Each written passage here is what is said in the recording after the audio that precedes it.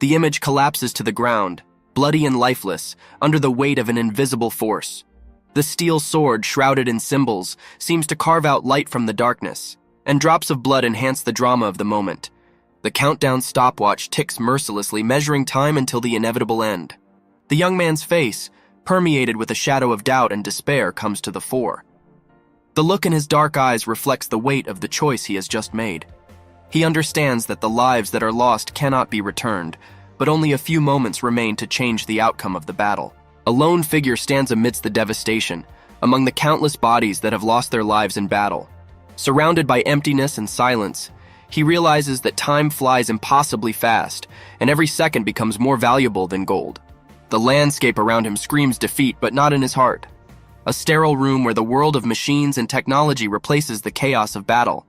Here begins another reality, full of magic and adventures that are so different from previous trials. This place is a crossroads of worlds, where every choice leads to a new destiny. Under the gloomy sky, where only the echoes of battles and magical sparks live, stands a warrior. Above his head rises a gigantic creature with fiery eyes, emitting a cold glow. The warrior holds his sword tightly in his hands, ready to face the unknown. With every breath, with every drop of sweat on his face, time diminishes, taking with it his hopes and dreams. The world in which he fights blurs the boundaries between reality and fiction, between living stories and forgotten legends. The shadows of battle surround him, and with every glance at his defeated enemy, the warrior understands the cost of his fatigue. But even fatigue cannot make him retreat, as long as a spark of hope glimmers in his heart. The warrior, overwhelmed by pain, rests on the ground calling for help. His torment is just a shadow against the background of the upcoming test, which requires not only strength but also courage. Courage to remain human even in the face of the darkest demons. Before us are the closed lips of a warrior, his breathing is hesitant, and silence hangs in the air. He doesn't say a word, but in this silence one can hear the thunder of internal seething and struggle with oneself.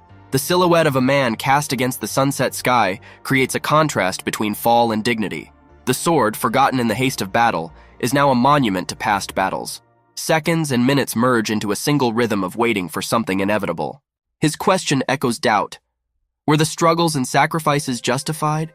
Time is running out, and the 20 hours allotted to him seem not enough to find answers and save dying lives. Those who remain alive will have to unravel the mystery of their small survival.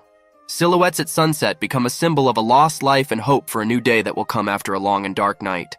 The figure of a warrior rises above the defeated enemy, and the question sounds like a sentence. Is this your doing? These are the words that accompany his cruel choices on the battlefield, a place where mercy becomes a luxury. The shadows of the two figures stand out sharply against the sunset sky. One of them is a warrior who continues on his way, passing by fallen comrades whose lives were cut short in this merciless battle. The warrior's face is covered with shadows of doubt and fatigue, but his gaze remains unyielding. The laughter that sounds through his words does not bring joy, but rather an echo of his determination to continue to the end. He faces a new challenge, an enemy whose laughter sounds defiant and fearless. In this laughter, there is no place for fear of death. It is contempt for danger, a habit of survival in conditions of constant threat. A broadly smiling enemy with irony in his voice notes his superiority. He is confident in his victory and the fate of the warrior standing in front of him. But suddenly his confidence gives way to horror. The response comes so quickly and powerfully that there is no time even for fear. The enemy's eyes widen in horror and disbelief at what is happening.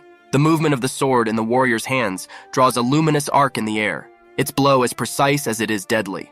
The energy of battle cuts through space, foreshadowing the outcome of the fight. And now the enemy's figure, as if thrown by an invisible force, hovers in the air. She falls doomed under the weight of inevitable defeat, and the light of the sword erases him from the battlefield. The angle of the warrior's teeth is visible in profile. He grins as he tests his opponent with word and sword, preparing for the next move in their deadly dance. The moment of the fight freezes in the air. Swords collide, sparks fly. Each blow is accompanied by the roar and fury of battle, the dance of two warriors on the brink of life and death. The attacker is confident again. His sword glows blue, and he boasts of his ability to parry the enemy's blows. But this confidence can be deceptive. And suddenly, anxiety is visible in the enemy's face, perhaps the realization that the fight is taking an unexpected turn, and that even his skill does not guarantee victory in this battle. The enemy mockingly assesses the strength of the young warrior, but his words carry a hidden fear of inexperience, which can be deceptive. The enemy's laughter is filled with pain and rage. He cannot hide his excitement from the upcoming clash. His voice is filled with expectation and threat. In the midst of battle, the warrior falls, his body as if pierced by the enemy's sword, surrounded by a bloody fog. This moment is the pinnacle of the fight, where every move decides fate. The warrior's face expresses shock and bewilderment. Perhaps an unexpected turn in the battle forces him to rethink the situation, and he looks for a way to survive in this chaos. A battle veteran stands on the edge, weapon in hand, declaring an imminent return to bloodshed, as if predicting the next war. The soldiers around him express respect for his experience and courage, emphasizing his role and importance in their eyes as a warrior and mentor. The leader addresses his comrade, checking on his condition and expressing gratitude for his courage in battle, while the surrounding soldiers look on with respect. A group of warriors stands together as an unyielding force while the body of their enemy lies on the ground, symbolizing their triumph and unity in the face of a common enemy. The sword intertwines in the final blow, the hands gripping the weapon with such force that blood splashes around, as if testifying to the warrior's relentless fighting spirit. The veteran is suddenly aware of the reality before his eyes. His words "die by my hands" weighing heavily in the air, like a sentence or perhaps an involuntary curse. Surprise and doubt are reflected on their faces as they encounter an unexpected turn of events that challenges their notions of the honor and justice of military action. The clenched fist of a warrior, his head bowed in weariness or thought, as if he bears the weight not only of battle, but also of an internal conflict that tears him apart from the inside, while the timer mercilessly counts down the remaining time. Kneeling down, the warrior realizes that the battle was just an episode in a long chain of events, but he still clings to life. With a heavy heart, he understands that he must carry this load alone, not wanting to disclose it to those around him, even to his closest associates. The lying enemy, drowning in his own blood, rejects the opinions of others, proudly maintaining his uniqueness even in the face of death. For a warrior, time becomes an enemy as deadly as those he fights. He realizes that every second brings him closer to his last breath, and he accepts this as inevitable. On the battlefield, where shadows and light create a contrast between life and death, a warrior realizes that he has only one choice to harness time. It is to take another's life to save his own. With each passing moment, even after a bloody victory, he feels the heaviness of his hand and the trembling of his head and wonders about the meaning of continuing the fight. The soldier looks at him in bewilderment, waiting for the words that will change the course of their fate.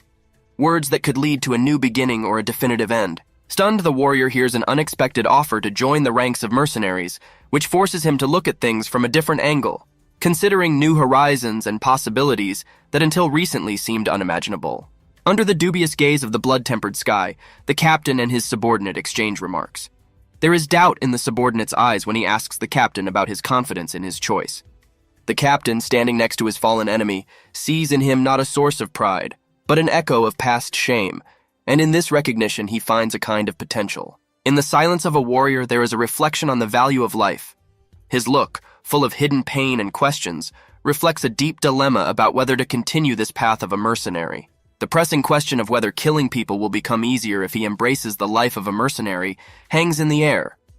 These are words that sound like a sentence to the young warrior standing in front of him. The captain looks unusually softened, as if his consciousness is penetrated by the idea that murder is the norm only for the perverted, and not for those who seek justice and honor in battle. Awareness of the gravity of his actions and the consequences of war falls on the shoulders of the young warrior. He admits that the captain is right. You can't get used to this. Death should remain alien, should not become the norm. His gaze is heavy and full of thoughts. The words, "The most important thing is the end of your own life," are in the air, touching the deep strings of the soul. Didn't they become mercenaries to protect this very end? The captain talks about the need to become stronger. This is the law of survival, valid not only for humans but for all forms of life. These words contain a call for growth and development, even in the face of cruelty. A young warrior, faced with harsh reality, reflects on the meaning of life and death, not because they want to, but to survive. This is a recognition of one's own will to live, despite all the difficulties. In the face of a new reality, the warrior rises, feeling the weight of the captain and his words, "Get up if you understand." This is a command to action and recognition of his will to live. The comrades express their reluctance to change their usual path, but are ready to follow the captain. In their words, one can feel their readiness to support his decision, albeit with doubts in their hearts. The captain asks a question, offering the young warrior a chance to start anew by putting the past aside. This is a moment of a new beginning, being welcomed into a family of fighters where every member is valued. Accepting the captain's offer, the warrior realizes that his path is now painted in the dark shades of death.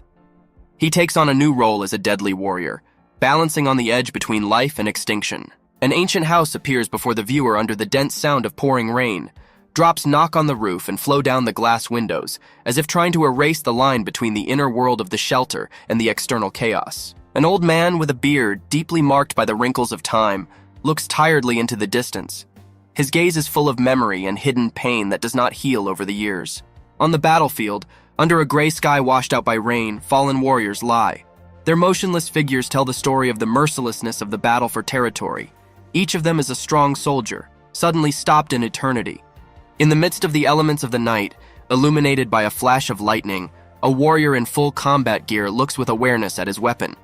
He admits that his opponent was also a warrior worthy of respect. An impenetrable veil of night covers the sky, and a whirlwind of rain rises above the house with the dark outlines of the roof, as if every drop strives to tell its own story. Walls soaked in moisture become witnesses to unknown dramas hidden behind foggy glass. The old man, whose gray hair is shaded by the silver of the moonlight penetrating through the clouds, seems to be part of this ancient landscape. His deep wrinkles, like clefts in the ground, store the stories of past storms and battles, and in his eyes, there is an endless memory of the past. The battlefield is shrouded in twilight, where the scattered bodies of fallen warriors lie like jagged stones in disarray. The ground, soaked in blood and rain, reflects the grief and chaos of the post-battle silence. In the light of a lightning explosion that illuminates the scene with the silhouette of a warrior, his sword becomes a conductor not only of electrical energy, but also of the power of the spirit. He is like a beacon in the darkness, standing against the raging sea of war. On the battlefield, where every step and every breath breathes tension and determination, one of the warriors raises a monocle to his eye. His expression is hidden, but his lens-enhanced eye searches for a target or threat. Around him are dim light, rain, and the forms of his comrades ready to follow his command. The young warrior's face is illuminated by the bluish light of lightning. His eyes glow blood red and blood runs down his face. This is a depiction of not only physical combat but also an internal struggle, a battle with one's own essence. A warrior in heavy armor decorated with golden patterns stands on the battlefield where his comrades fell in battle. His pose is powerful and stable, and his gaze is heavy and full of bitterness from loss.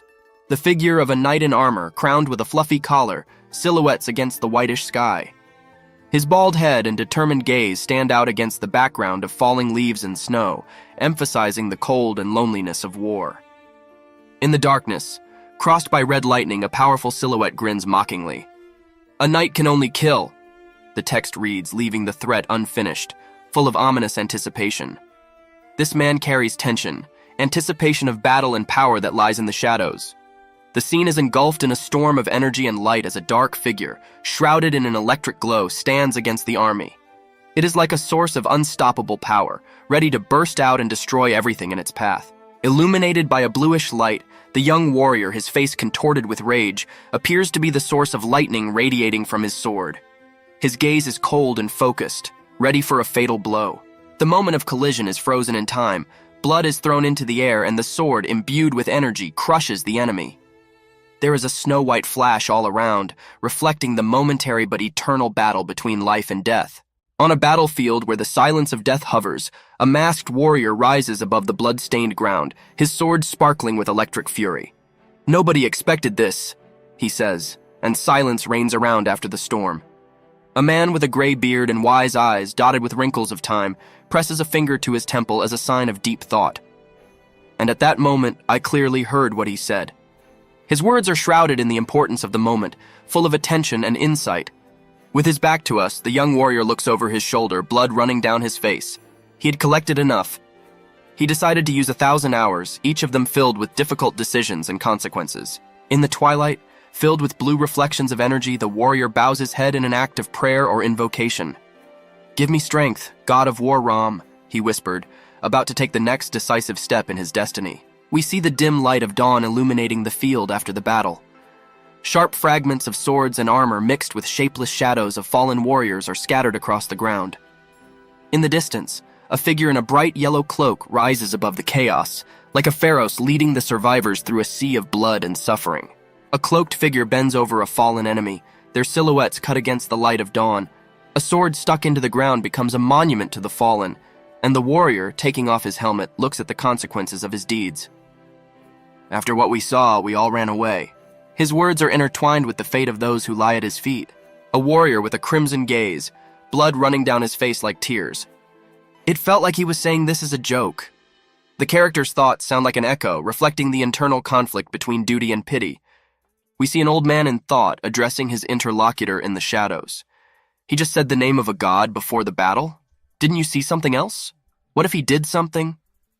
The uncertainty in his voice hints at a deep history and untold stories hidden behind the scenes. In a room where light barely breaks through the semi-darkness, one figure shrouded in a hood is hidden from the world. She chooses her words carefully, as if they weigh tons. "I don't like this, but if the captain wants it, then we can try," bursts out from the depths of the darkness, filling the space around with a heavy feeling of what's to come. The next scene shows an old man, his face lit with gratitude and his eyes with hope. He perceives the words of the mysterious interlocutor as a mercy offered to him by fate itself. In his hands, carefully clutched, lies a medallion that seems to be more than just an ornament. It embodies promise and salvation at the same time. A man, exuding wisdom and sadness at the same time, looks after the secretive stranger. "I already know," he says quietly, as if confirming his inner conviction. His words hang in the air, adding depth to the moment and foreshadowing the importance of the events that are just beginning to unfold. His blood-red eyes embody pure malice, and his body is twisted with menacing energy. Opposite him stands a warrior whose determination and willpower shine even in the face of an imminent mortal threat. Davis Adeosi is a name that seems to be forever etched in the world's memory, as a symbol of a battle on which the outcome of entire worlds depends. In the gloomy semi-darkness, someone hidden in a hood is furtively observing the world, his lips slightly curled in a grin.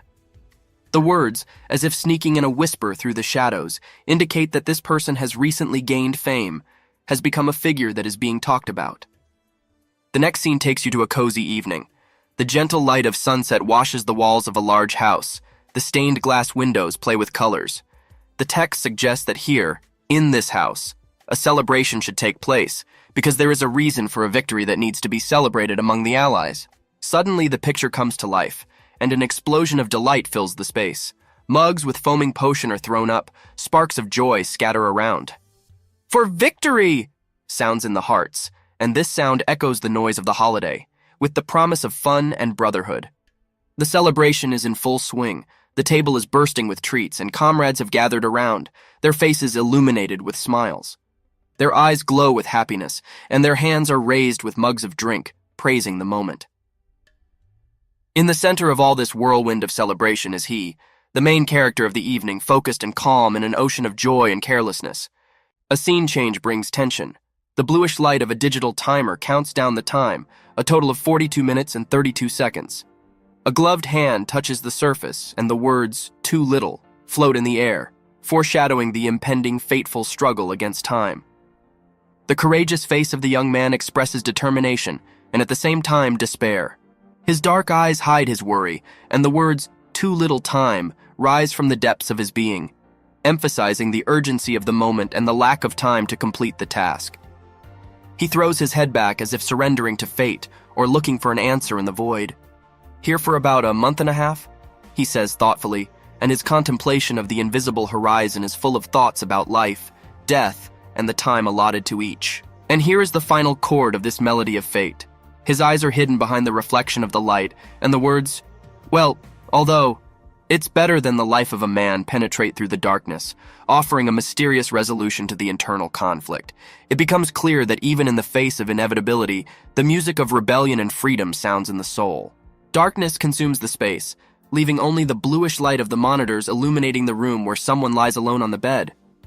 In the real world, he thinks, I was destined to die helpless. His head is lowered, immersed in dark waves of memories. In my next life, I wanted to be born healthy, he sighs.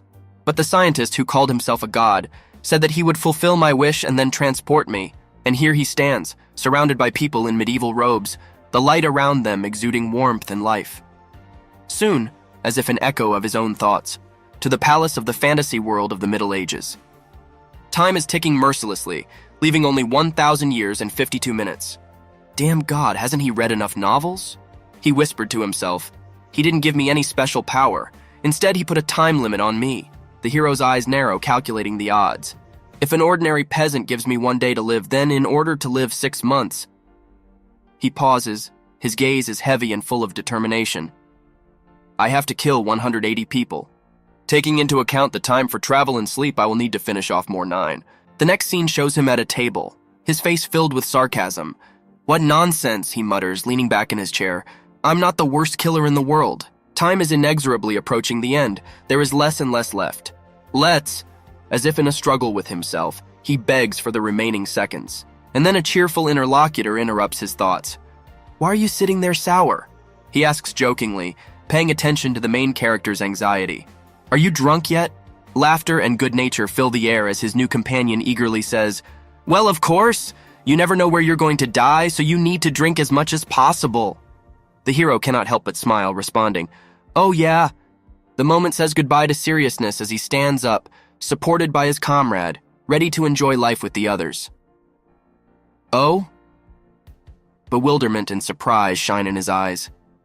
A new character appears, a man with bright charisma and an eye patch, the deputy captain.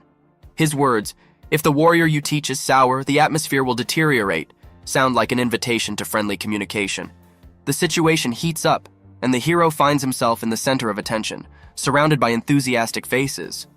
Since you started, then tell us how you killed those guys, they demand. How did you do it? They are interested, eager for stories about his exploits. Immediately, the attention of those gathered turns to the deputy captain. His deep and soulful gaze seems to explore the most hidden corners of the hero's soul. I'm also wondering, Levi, how did you deal with them? His voice sounds like an invitation to revelation. The next shot shows a burly warrior, clad in heavy armor, being thrown to the ground in battle. His fall is a symbol of the collapse of the thunderstorm and the power that seemed unshakable. The hero, pursing his lips, plunges into thought for a moment. Oh well, he begins, and his words sound like an echo of past battles. They're up to the same old thing again. But then his face lights up with a smile, full of confidence and ease. I was lucky. Their fame was better than their skills, he jokes, knowing full well that his exploits go beyond the everyday imagination. They won't believe me even if I tell the truth. The deputy captain furrows his eyebrows and squeezes Levi's shoulder tightly. Lucky? His voice sounds doubtful, as if he is searching for the truth behind the hero's words. The 2 beaten warriors make their confession, looking down with sadness. 4 of us died at the hands of Gondon Nisli. Their words carry the weight of loss and helplessness in the face of death. The deputy captain continues the interrogation, his gaze piercing and heavy. What are you hiding from your allies? He feels that there is a deeper story behind Levi's words than just luck. Levi, faced with the gaze, remains imperturbable, his silence thick and impenetrable as the darkness of the night, preferring to keep his secrets to himself. Levi raises his hands in a gesture that relieves the tension and says with a small smile, I'm kidding, just a joke. He meets the gaze of those gathered, preparing to reveal the veil of secrecy. He looks around at his comrades, their gazes fixed on him. Actually, he begins, and his words hang in the air, leaving everyone holding their breath in anticipation of the story. Darkness envelops his figure, only his eyes glow with an unusual light. I risked my life.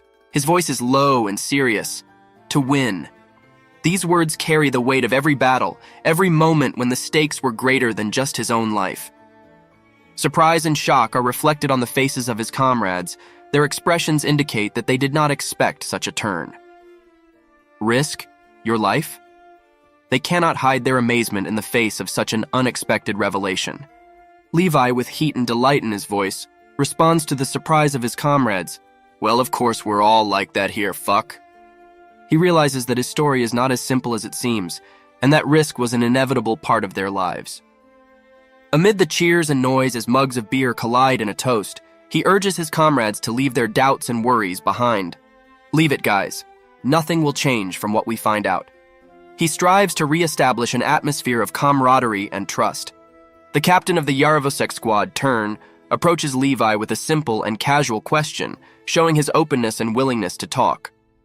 Levi, can I steal some of your time? Levi, turning to leave with the captain, challenges his friends. Yes, I'm coming. Come back quickly before we drink all the beer. His words are full of friendly mockery and promises of a quick return.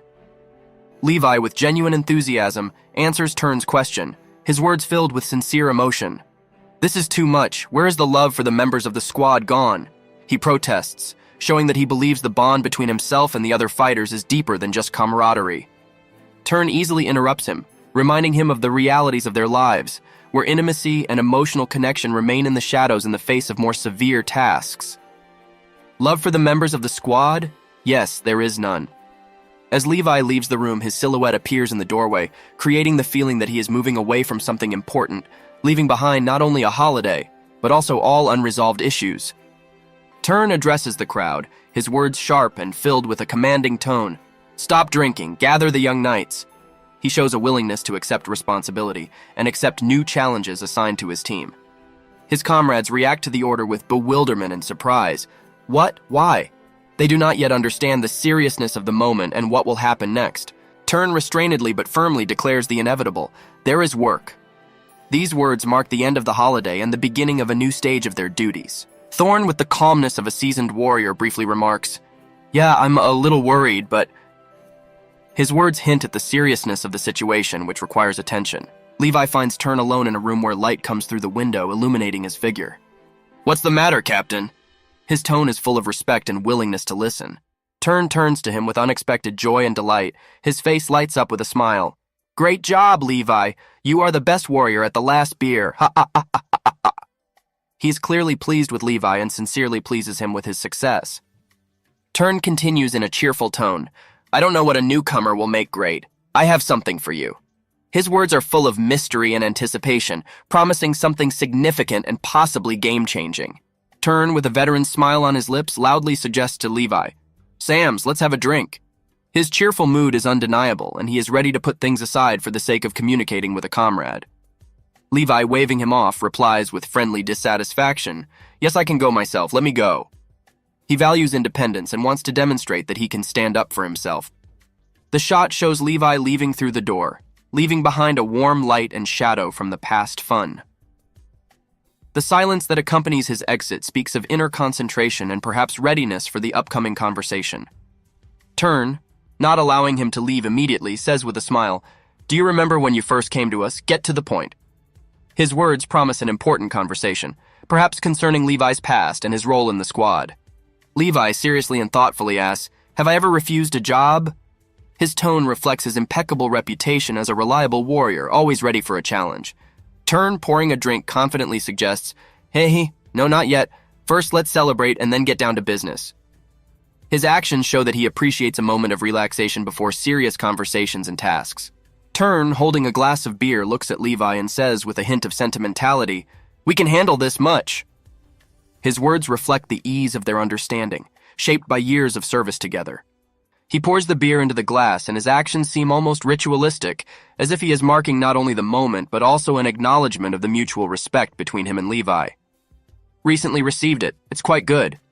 Levi, accepting the glass, responds briefly but respectfully, "Thank you." His manner speaks of recognition of Turn's merits, and the fact that he appreciates the moment of communication. Turn responds casually and succinctly, "You're welcome." His words and gestures express the simplicity and openness of their relationship. There is seriousness in Levi's eyes as he looks at Turn and says, "Levi, thanks to you, Beecher is giving up." Giving credit not only to his own efforts, but also to Turn's efforts and their shared achievements. Turn, with a serious expression on his face, shares his concerns, but it's not official yet. His tone suggests some uncertainty in the situation that requires attention. In the next shot, a man in the shadows with contrasting lighting accentuating his gloomy mood says, "But recently he said he wanted to meet our customer."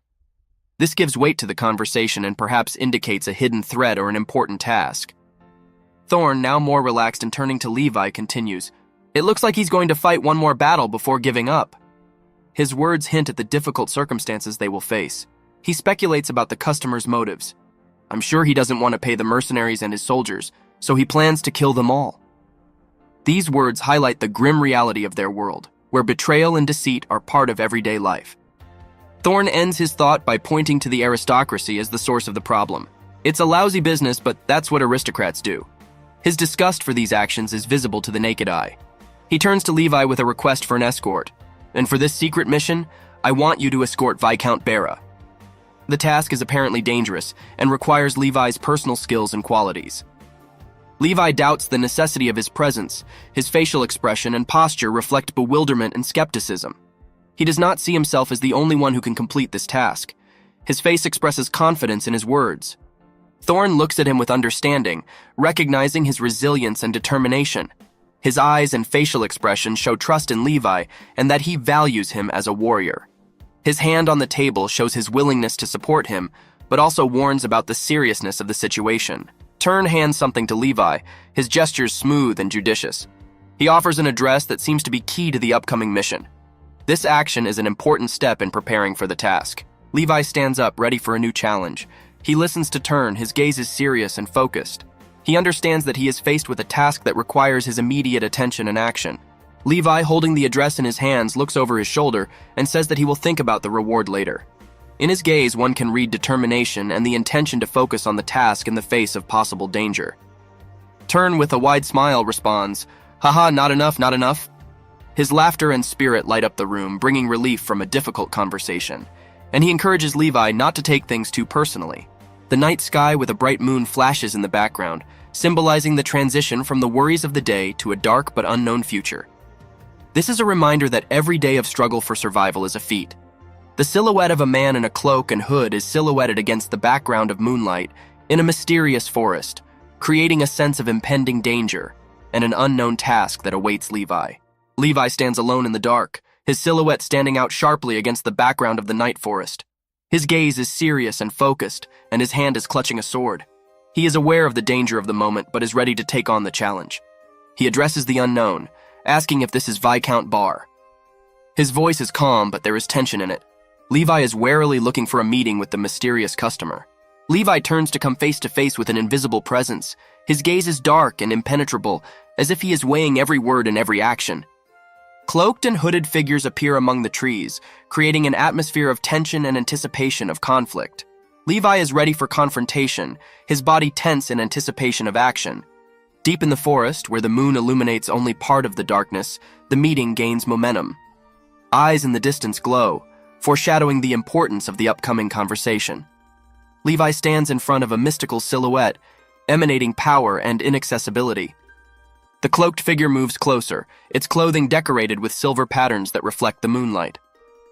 Levi asks the question, suggesting that the time has come for retribution for his fallen comrades. The answer comes instantly, and the magic sword flashes with light, indicating strength and readiness for action.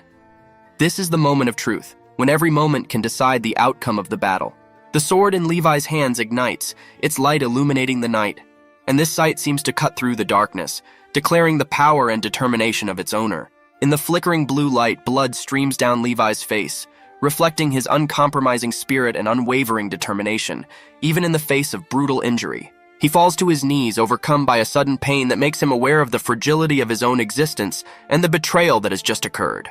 With blood on his lips, Levi curses the moment of weakness in which he was not vigilant enough and was vulnerable to a blow in the back.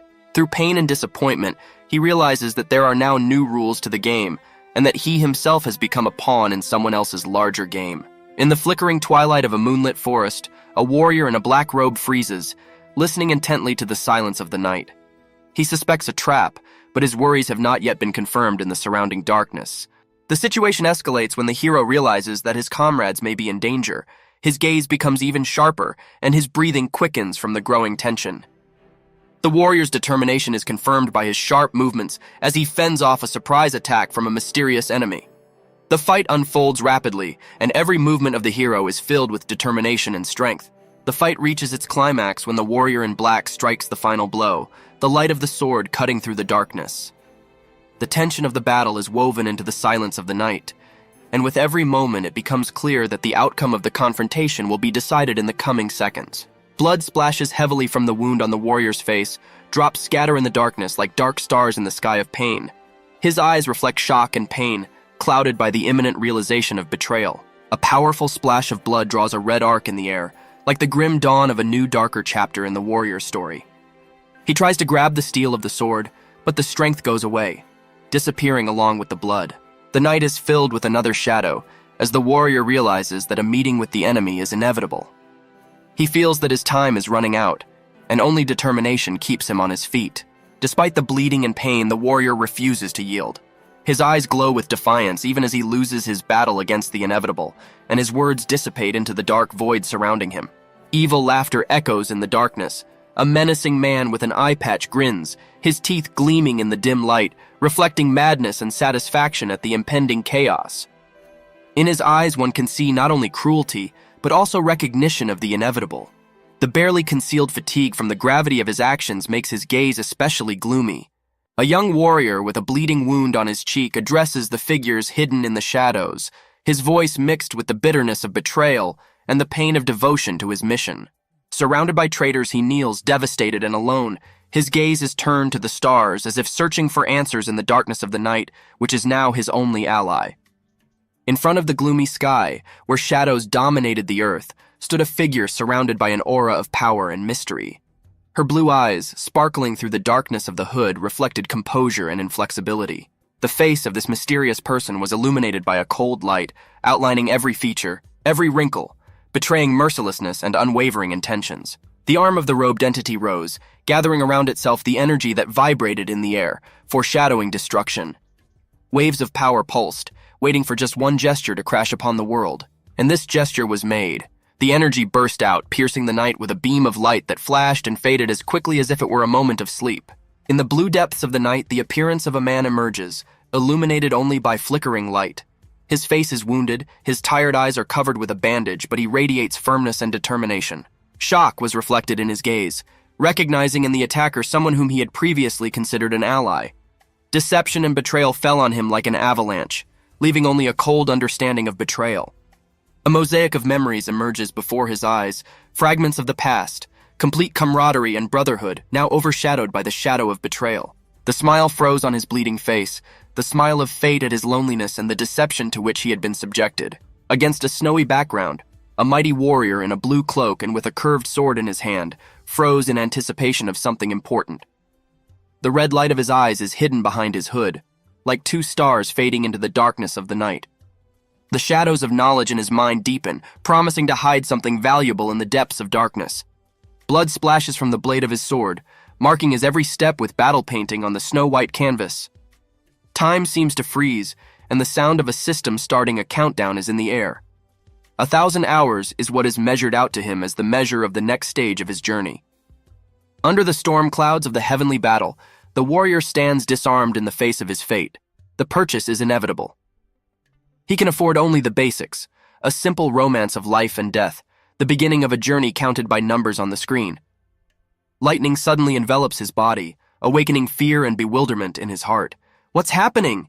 An unanswered question, an echo of his thoughts, dissolving into an electric vortex that inexorably pulls him forward. In the charge of the elements, he realizes, his conventional weapons are useless. The force that now permeates him demands more, a rejection of the familiar and a step into the unknown. With every spark of lightning, his path becomes more dangerous and mysterious. A smile appears on the warrior's face, illuminated by lightning, and the voice of the system announces the blessing of the family. Enthusiasm on the battlefield increases the combat threshold, as if giving him new strength for the next challenge. The look is full of determination, and the system enlightens him about his readiness for battle, strength, endurance. Everything is multiplied by 5. The question of how to defeat the ghosts of yesterday hangs in the air as he ponders his chances. The system continues its revelation of combat, increasing the thirst for wounds. But his own answer to the challenge is already ripening in his heart, unshakable and tough as the steel of his blade. And finally, amid the storm and lightning, the warrior accepts his fate as the god of war, turning every test into a sacred service to battle. With every beat of his heart, he is willing to risk everything he has. The warrior's eyes burn like scarlet torches in the crimson light, and the system mercilessly reminds, only 15 seconds until the end. This is the maximum probationary period allotted to him to overcome the upcoming test. With his gaze directed upward, he hears a cry, "Attack all at once!" The air is filled with the electricity of the coming battle, and the warrior prepares to meet his opponents, standing unwavering on the threshold of battle. The words "unarmed" only echo dully in the silence, while a warrior with a bloody mark on his face and a burning eye looks through the darkness. "Do you really think so?" His quiet answer is hidden behind a mask of indifference. And so he stands alone on the field of the god of war, where swords rise like prayers to the heavens, and the skulls of the fallen lie at his feet, as if evidence of an endless cycle of battles and victories. Amid the blazing red shadows, the system grants the warrior the ability to use the clan's weapon while the blessing lasts, like the light of a beacon breaking through the darkness of battle. A strong hand draws a blade, choosing a war blade of the kind, and the price for this is 4 lives per second. Time compresses and every breath becomes a weighed decision. The warrior grabs the hilt of a luminous sword, which reaches to the heavens as if challenging fate itself to fight. The fire of battle is reflected in his eyes, preparing him for the next act of heroism. Horror takes over his face as the countdown timer reaches 5 seconds. Where did this devil sword come from? His question echoes in the void, breaking the silence before the storm. The warrior's gaze is directed upward, his face illuminated by the light of battle. The countdown timer shows 4 seconds, each of which feels like an eternity. A whirlwind of fire and metal covers the battlefield. Every maneuver of the warrior draws hot lines in the air, emphasizing the inevitability of the upcoming clash. A second remains until the inevitable, and his profile is illuminated by the fire of determination. Let me ask. His voice sounds calm in the face of fate. And then on the battlefield, where every step sounds like thunder, he asks a question that has no answer. Who was I for you? You ask such an emotional question? These are the words that open the door to his soul, full of battles and triumphs. Through clouds of dust and blood, the warrior powerfully cuts down his enemies. The sword in his hand writes a red area of victory. Thought we were going to be a family? His words sound like a sentence. A flash of light and heat envelops him. The sword, which has gained the power of the sun, is held in his hands. The countdown timer continues to run. Return of the clan's fighting blade. The system emphasizes the inevitability of the moment when power and fate converge in a single decision. Physical overload overtakes the warrior. The system warns of temporary weakness, even when he is on the verge of victory and defeat. Laughter echoes in the silence, a mockery of inevitability and fear. Blood flows down the warrior's face, reflecting his tenacity and despair in the fight. He falls to his knees, tired and wounded but not broken. Ah, the way of the Varangian god of war, he muses, acknowledging his role but refusing to accept defeat. We've been friends for too long. Memories of his comrades support him, even when he stands alone against darkness and pain. Raising his head, he meets the gaze of a new sunrise or sunset. What the? His question hangs in the air, full of bewilderment and uncertainty in the face of an unpredictable future. A picture of destruction opens before the hero. Buildings are on fire and smoke, and his voice sounds through the chaos. Who did this? The words are full of anxiety and bewilderment. He stands on the edge of the abyss, his silhouette cut off by the blood-red light of the sunset. El Levi, why are you here? He turns to an unexpected ally, looking for answers and support. The fallen man looks up, turning to the warrior asking for help. His words run away. 3 will come for us. Full of horror and despair in the face of an imminent threat. The words he made a deal with the Burke are filled with mortal fatigue and the fatal realization that a deal was concluded, perhaps with a demon or other dark force, which now entails consequences. The silhouette of a warrior stands out sharply against the backdrop of flaming ruins. He addresses the invisible enemy. Get outside my 6s and come back without the balls on you. Levi, I underestimated you. The silhouette of another person appears against the fiery sky, creating a contrast between the darkness and the fury of the flames. Or maybe overrated those irons. Gary, you sick bastard. It seems that there is a fight between old acquaintances. The face of one of them is distorted with anger and is shocked by betrayal. Why did you kill your allies? You were going to kill me. The accusation is thrown in the face of the traitor. A bloody axe in the hands of one of the characters becomes a dark symbol of betrayal and violence. Allies? The question may indicate betrayal or a lack of understanding of the motives for the actions committed. Before us is the face of a warrior in profile. His eyes are full of determination and suspicion. What are you talking about?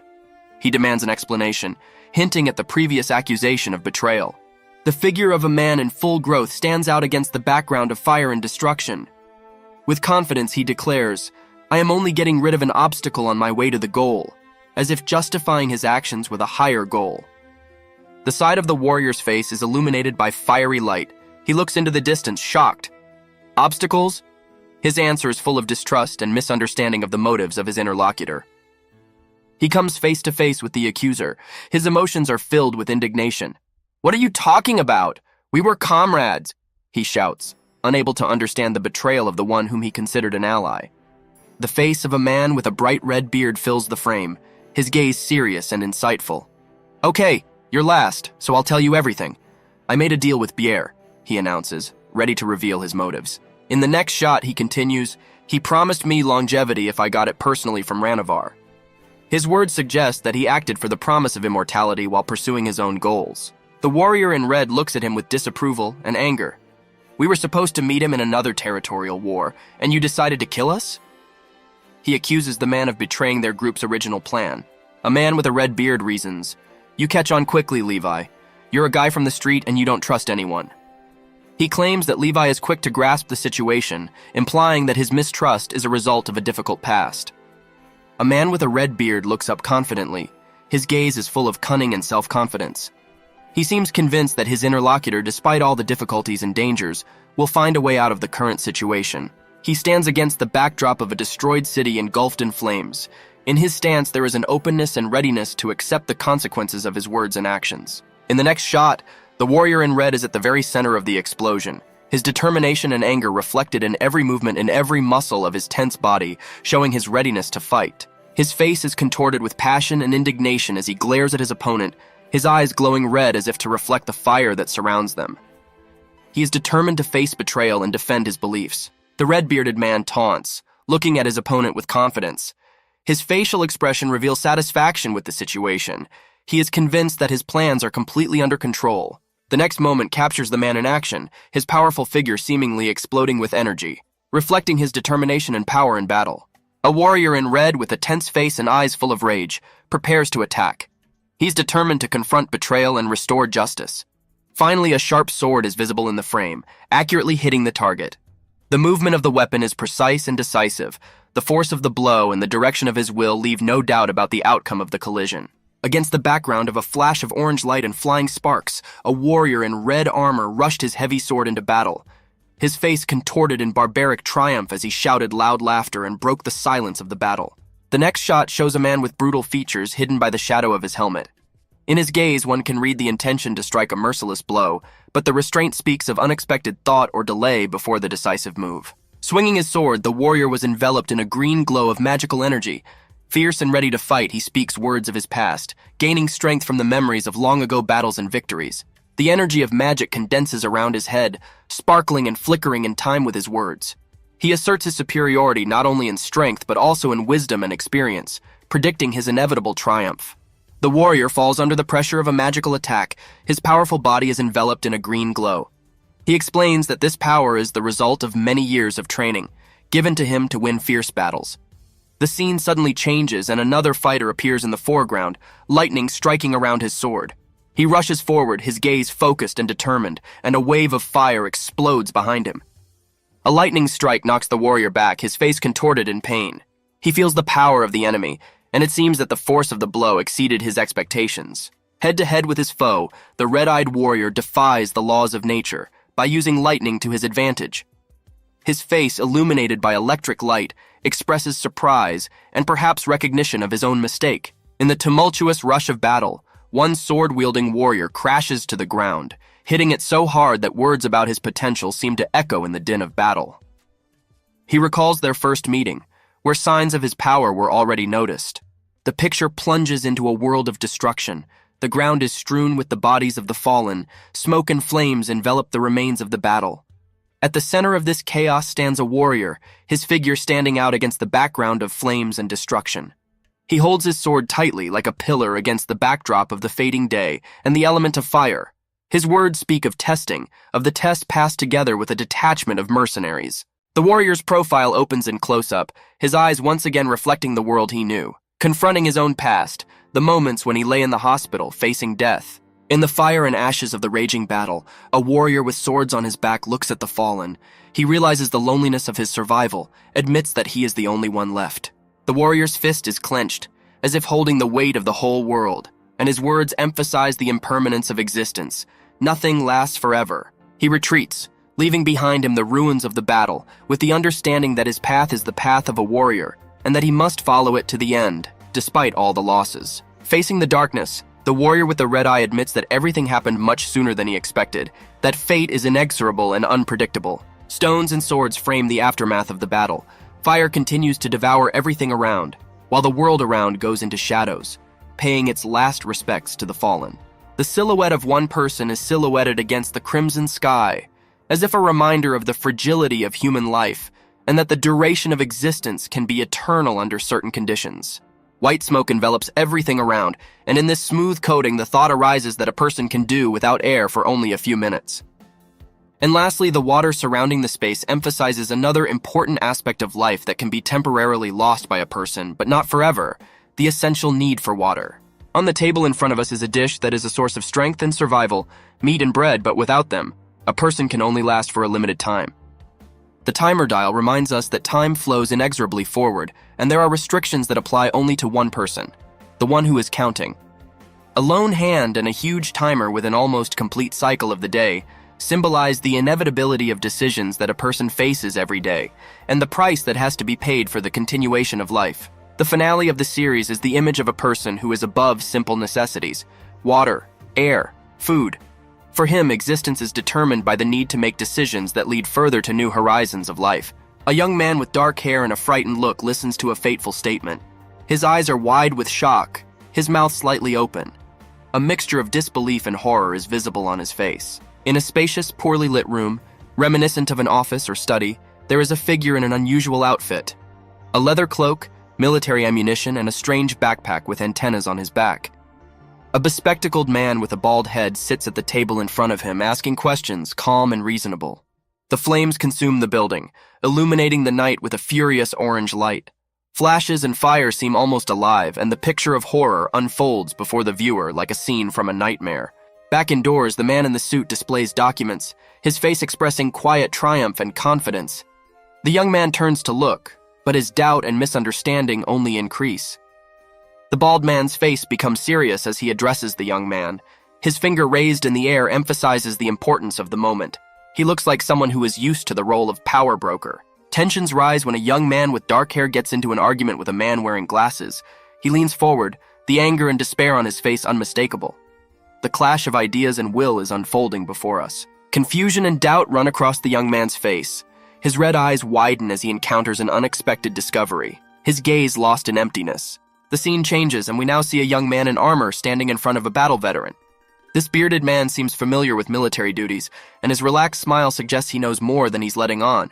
A vague sense of deception crosses the young warrior's features as he looks at the piece of parchment in the bearded man's hand. Bewilderment and disbelief make him frown, trying to understand the sentence that sounds like a challenge. Returning to the dialogue with the man with glasses, the young man expresses his despair and concern. He feels the weight of every word, realizing that the document he signed carries much more than he expected. The young man's eyes reflect panic and bewilderment. He feels the situation spinning out of control, and his own words sound like an echo, increasing his anxiety. He looks straight ahead, as if all emotion except determination has been washed away from his face. In his gaze, one can read his readiness to face the unknown that awaits him ahead. Facing the bald man, the young warrior holds his sword tightly. His gaze is serious and unyielding, and his posture is ready for any outcome that may follow these fateful words. A document with a red cross resembles a sentence stating that there is no turning back. The warrior now bears the heavy burden of the consequences of his decisions, an invisible but tangible burden. A group of ill-wishers are like ghosts from the past, ready to become a threat to the young warrior. Individual faces in the crowd seem especially gloomy, as if they already sense the approach of a hunt. The bald man looks through his glasses with an impassive, almost mechanical calm.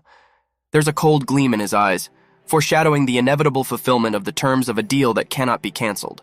The dark corners of the room are filled with tension. In the center stands a young man with a sword, the blade of which reflects the flickering light. His gaze is hidden in shadow, but his determination is visible in every feature of his face. He is surrounded by figures whose faces are filled with anticipation and aggression. They are waiting for him to make a decision, but he has already chosen his path. The next shot takes us closer to the protagonist's face, with every feature of his face depicted in amazing detail. Shadows and light play on his faces, expressing internal struggle and concentration. He wonders, and in his eyes there is not only determination, but also a subtle note of doubt. Attention turns to the group of opponents. They are gripped by fear and determination. Their eyes reflect concern, and they understand the seriousness of the situation in which they find themselves. The leader's words sound like a warning. and his gaze is focused on the main character, sparkling with a cold threat. He is calm. His speech flows smoothly and flawlessly, like an icy river. He doesn't seek battle, but he doesn't avoid it either. His words are not a sentence, but also not a plea. They are simply a statement of what can happen in the worst case. Two characters discussing a difficult problem. One of them, a young man in military uniform, asks a rhetorical question, emphasizing the complexity of the situation. His gaze is full of doubt. The other, a bald man with glasses, appears calmer and more confident, demonstrating his philosophy through an abstract response. The silhouette stands in front of hostile symbols, surrounded by a dark aura of threat. The air is filled with anticipation of conflict, and the shadows hide the character's face, adding to the mystery. The text describes a task received in the morning, which carries with it heaviness and danger. A young man and a bald man continue their conversation indoors. Now they seem more focused on business than on each other. The young man expresses frustration, shares his recent failures, while his interlocutor seems thoughtful and distant. The young man leaned back in his chair, his gaze filled with fatigue and disappointment. The text hints at a complex dilemma of morality and choice that hangs in the air like an invisible fog. The burden of decisions that must be made is reflected in his eyes. In a bright office where the walls are painted in cool shades, a bald man with glasses sits. He raised his index finger as if emphasizing the importance of his words. His other hand points to a young man in a dark jacket who stands with his back to the viewer. The young man seems resolute and determined with an unwavering look on his face. The scene cuts to another office where the same bald man has stood up and now standing points sharply upward. He is in front of a closed door, and his shadow lengthens on the floor. The atmosphere in the room becomes more tense, as if foreshadowing an imminent confrontation. The man with glasses is now facing the window, his profile clearly visible against the background of the bright day. He clasps his hands in front of him, thinking. There is some confusion on his face. Perhaps he is faced with an unexpected dilemma or remembers something important that was previously overlooked. Darkness envelops the scene as a gigantic creature with a green glow in its eyes suddenly appears. His muzzle is filled with sharp teeth, and his appearance is terrifying. It seems to be a creature from legends or nightmares, appearing out of nowhere, ready to attack or defend its territory. A young man in a dark jacket and with a sword behind his back is facing an invisible enemy. His face shows tension and readiness for action. The darkness surrounding him seems palpable, and his eyes burn with determination. The next shot shows him in full height, standing against the backdrop of a night forest. In his gaze, one can read the seriousness and awareness of the danger that comes from these places. His fighting stance and equipment indicate that he is no ordinary traveler. Now the young man's face expresses surprise and doubt. His eyes reflect a sudden realization, perhaps related to new information or an unexpected discovery. He seems ready to reassess the situation and his next steps. The scene is filled with dynamics. The young man staggers back, his face distorted with horror.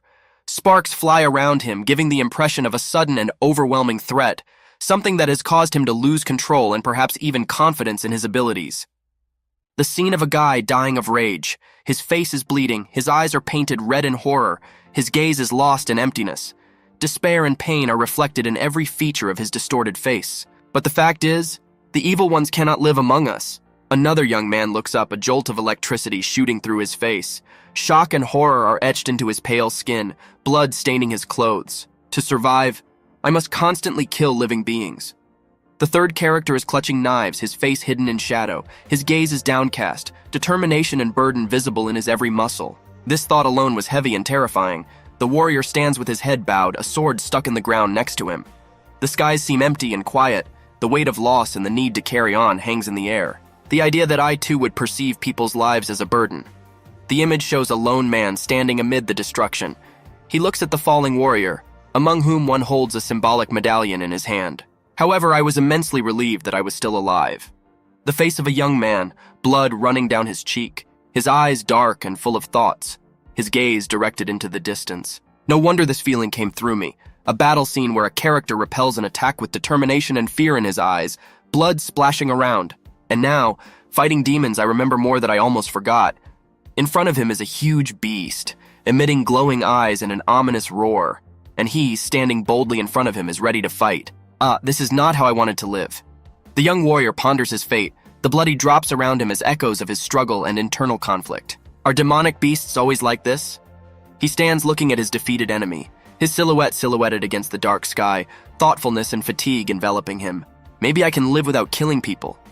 His eyes are full of hope and doubt. He is looking for another way, a way without violence and bloodshed. When I finish this work, I will become an animal hunter. He decides to devote his life to the fight against true evil, rejecting the burden of a murderer among people. Hunter, motherfucker! The tension in the air is felt as a warrior with a beard and a determined look challenges, his words full of contempt. Do you think anyone can become a hunter? He turns to his opponent, an attitude of challenge and doubt emanating from his powerful stature, his gaze filled with a fateful challenge. Until you try, you won't know.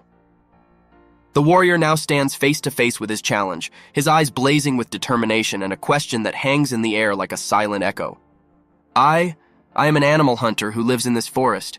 The answer comes with the smile and confidence of a man who knows every shadow of this world, ready to share his secrets, or become the next obstacle. 15 years ago, they appeared all over the continent, leaving no village without their malignant attention. The sky lights up with many fierce faces, each one defying death. There are many types of demonic beasts, but most of them are aggressive and thirsty. In the eyes of one of them, red as blood, one can read inexorable cruelty. Exceptional beasts can fight the strong. They even require assassins. Despite the danger, the young warrior stands unwavering in front of the monster, his hands glowing, foreshadowing a new fight. People who hunt animals professionally are called animal hunters. Before us is a warrior. His gaze reflects the experience and knowledge that he is one of those who stands on the edge of humanity and savagery, devoting himself to this dangerous game of survival. You know, there are rules between us. A warrior with arms spread wide and hair thrown up expresses readiness for battle and power over his territory. And the first of them, do not occupy someone else's territory. His massive figure dominates the setting, standing like an unyielding guardian of his lands in front of the young warrior. But the chief is an idiot, so I ask you this time, but with other hunters, I would have to fight. A smile appears on the face of the experienced warrior, and he proposes a truce, demonstrating that even among hunters there is honor and rules. I'm interested in animals, but... His reaction is full of surprise and wariness when something in the forest attracts his attention, leaving the conversation unfinished. I don't care about their path. The young warrior, with blood on his face and determination in his eyes, expresses indifference to the dangers confronting him. I have a question. Have you heard anything about armed troops in this forest? He approaches an experienced hunter, seeking information that can help him in his tasks. So it's us, the hunters. Vijant comes up with such names for us. The hunter easily admits that he belongs to the group named after the legend. That then you will have to take back your words. What are you talking about? Tell me more. His interest is piqued when he learns that the young warrior is not just a traveler, but a man with a mission. And suddenly a storm of movement begins. The tension between the two warriors is released with a quick, decisive movement, heralding the beginning of a new test or battle. I have no hatred for you, I just have to do it. The young warrior's gaze pierces the darkness, his words carrying not so much a threat as a necessity. You look like a mercenary, but you are alone here. An experienced hunter examines the young warrior with interest, assessing his strength and goals. Haven't you heard that the other detachments didn't behave differently? There is a hidden threat in his voice, as if he is offering a last chance to retreat. That bastard. The way he holds my sword is intriguing. The young warrior watches his opponent's every move, gauging his intentions and preparing for the upcoming clash. I like your passion, but during the Holy War there were a lot of people like you. The experienced hunter recalls the past, his tone mixed with irony and slight admiration for the indomitable spirit of the young warrior. Again, this strange war. I don't know anything about her. The tense face of the young warrior is distorted by doubt and mistrust. He faces the unknown that lurks in the darkness of this forest. The young warrior's energy splits the air, his sword shrouded in sparkling flashes. The battle reaches its climax. The tension around them becomes palpable. What? The sword filled with energy broke? Suddenly the situation changes and the hunter is faced with an unexpected problem that could change the outcome of their confrontation. His opponent, the hunter, looks at him, not hiding his surprise. Perhaps this is the first time he has encountered such power, or it is something that causes a storm of emotions in him. The image is consumed by movement and force, as the young warrior's sword slams into something unseen, causing an explosion of energy that tears through the night. The hunter is thrown back, his body engulfed in the light of the blow. This is the moment of truth that will decide the outcome of their fight. The cry of a young warrior drowns out all the sounds of the forest. He overcomes the final frontier, his cry filled with both pain and determination. The air vibrates from the rupture and blood splashes, marking the end of the fight. There is a dull sound of impact, and the darkness of the forest is filled with a cry of pain. A huge creature filled with power and rage emerges from the darkness. His eyes glow red, reflecting the fury of a wild beast. Both warriors pause before the final blow, their shadows sharply outlined in the moonlight. The fight reaches its climax when the young warrior and his opponent collide in the final dance of battle, the fate of which has already been decided. The force of the impact sends shards of stone flying into the air, creating an aura of destruction around the warriors. The young warrior, focused and full of determination, gathers all his energy in a final push, his eyes burning with an indomitable fire. An experienced hunter, the smile does not leave his face. Despite the impending threat, he is ready to meet it face to face, and with no intention of stopping. Looks like I got too carried away. The hunter's words express both an acknowledgement of the enemy's strength and a possible awareness that the battle has reached its limit. What should I do with it? The hunter looks thoughtfully at the defeated enemy, weighing the consequences of his decision. If I leave him here, the animals will eat him. His thoughts are interrupted by the sudden awareness of the danger that awaits the wounded warrior in the forest. The hunter's gaze is turned to his hand, to the blood which becomes dark in the moonlight. This wound? Did I get from him? He looks at his injury in amazement, trying to understand how this could have happened. I found an interesting guy. Despite his painful condition, the hunter cannot hide his admiration for the young warrior and his strength. I hate this world. Here I have to kill to survive. The warrior stands amidst the destruction, silhouetted against a blood-red sky filled with despair and determination. After the end of the territorial battles, I was tired of looking around the area in search of the unkilled. His voice reflects weariness and reluctance to continue the cycle of violence, but necessity forces him to remain on the path of war, to extend your life a little. Determination intersects with pity in his words when he talks about the difficulty of choosing between morality and the instinct of survival. If possible, I would not want to kill innocents. It's not funny at all when you lie. He understands that even in this world where life depends on power, lies and self-deception cannot hide the deep-rooted truth. 10. He may be half dead, but he is still a man. A hunter, severely wounded, still holds humanity in his heart even as he faces the death and destruction that battle inevitably brings. You're fooling yourself, Lefty Deposit. The hunter lies wounded, his face distorted by pain and self-deception. Is this the face of a man who hates his job? The young warrior looks at him, his expression full of irony and contempt for the hunter's lies and self-deception. He woke up. The young warrior realizes the reality of the situation in shock, his face reflecting fear and surprise. The people around them look at the hunter, waiting for his decision. In their glances, one can read concern and the question of what will happen next. What? Where I am? The hunter is trying to comprehend what is happening. His consciousness is still shrouded in the fog of pain and confusion after the battle. Don't yell, you're too noisy. The warrior looks at him. His voice is stern, but there is a note of concern in it. See, open your wound. He approaches the hunter, ready to help him examine the wound. I remember he hit me and then I passed out. The hunter remembers the last moments before losing consciousness. Chief, how hard did you hit him? Those around you begin to realize the seriousness of the situation, realizing that something unusual has happened. Chief, you must be... The hunter is having a hard time trying to remember what happened and who is in front of him. Oh? I didn't tell you before? The warrior replies, his tone suggesting that there was some previous conversation between them. The hunter looks straight ahead, contemplating his next steps. He feels the burden of responsibility resting on his shoulders because he is a key figure among the hunters of this city. His gaze is serious and deep self-awareness is read in it. A panorama of the city of hunters opens before him, where he returns the one he just saved. It is a place full of life and death, where every day brings new challenges and dangers. The hunter looks at his hand in surprise, not expecting to lose consciousness for so long. He goes over the latest events in his memory, trying to understand how it all ended like this. His decisive voice cuts through the silence of the room. He announces the sentence to the one he brought with him, pointing out strict rules that cannot be broken. The hunter has power, and his word is law to those under his tutelage. A young warrior looks deep into his soul, questioning his past and who he is. He tries to find answers to questions about his identity and place in this world. He turns to the hunter, seeking his support and understanding of his situation. In his gaze, one can read the desire to learn more about himself and which path he should take next. The hunter seems to know more about the young warrior than he could have imagined. His words hint at a troubled past and secrets yet to be revealed. People around them, noticing the situation, begin to gather and discuss what is happening. They are surprised by the tenacity and courage of the young warrior, who despite all the obstacles decides to act alone. A group of people laugh, jokes, and ridicule are heard in the air. They rejoice despite the dangers that surround them, finding reason for joy in difficult moments. The young warrior has mixed feelings. He is haunted by doubts and anxiety about the future. His thoughts revolve around recent events and future challenges to be overcome.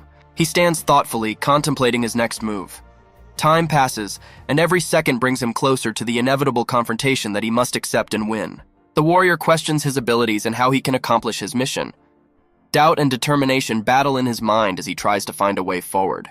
The young warrior senses impending danger, his instincts wary of possible threats, even if he chooses the path of solitude and retreat. Problems seem insoluble to him. His gaze pierces the darkness, looking for answers.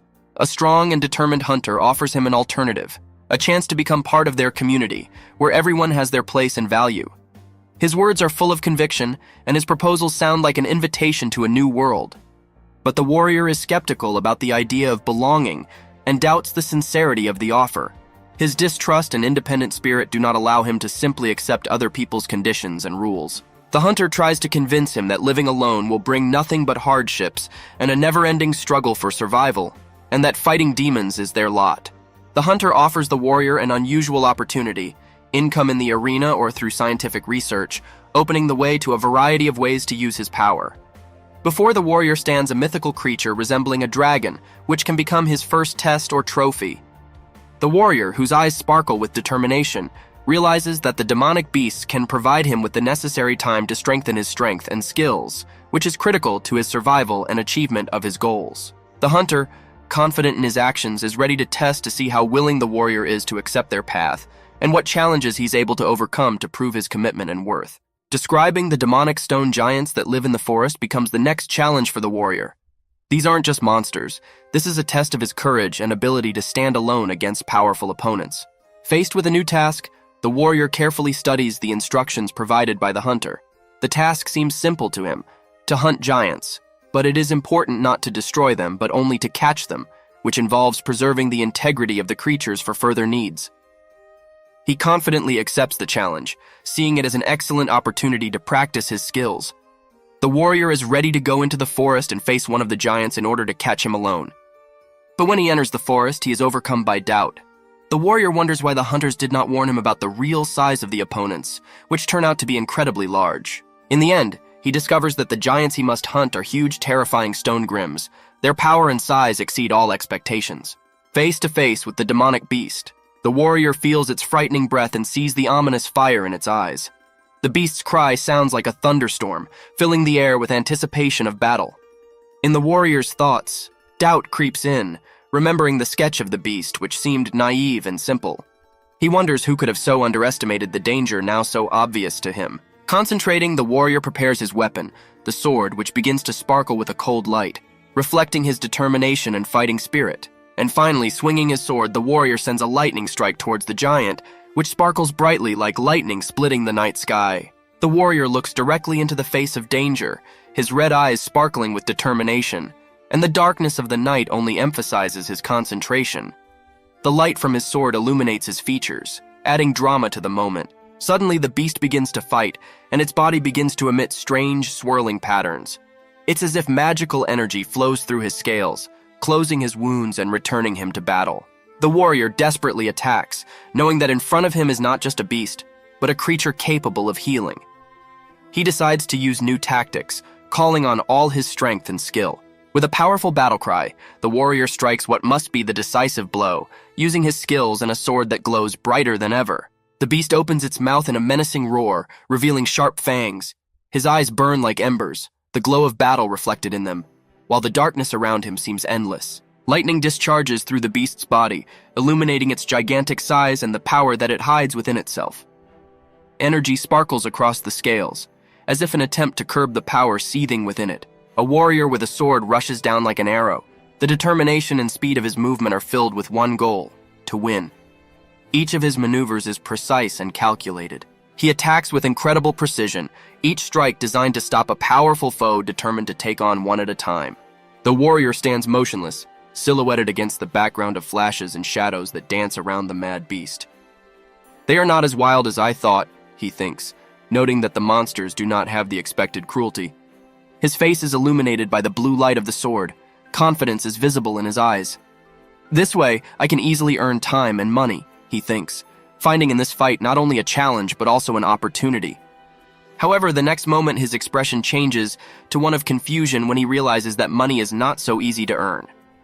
A note of disappointment flashes in the eyes, because reality turned out to be more difficult than expectations. He sees the beast raise his hand as if trying to say something, and the warrior realizes that the world of demons is full of surprises, and that his interlocutor is not as simple as he seemed at first glance.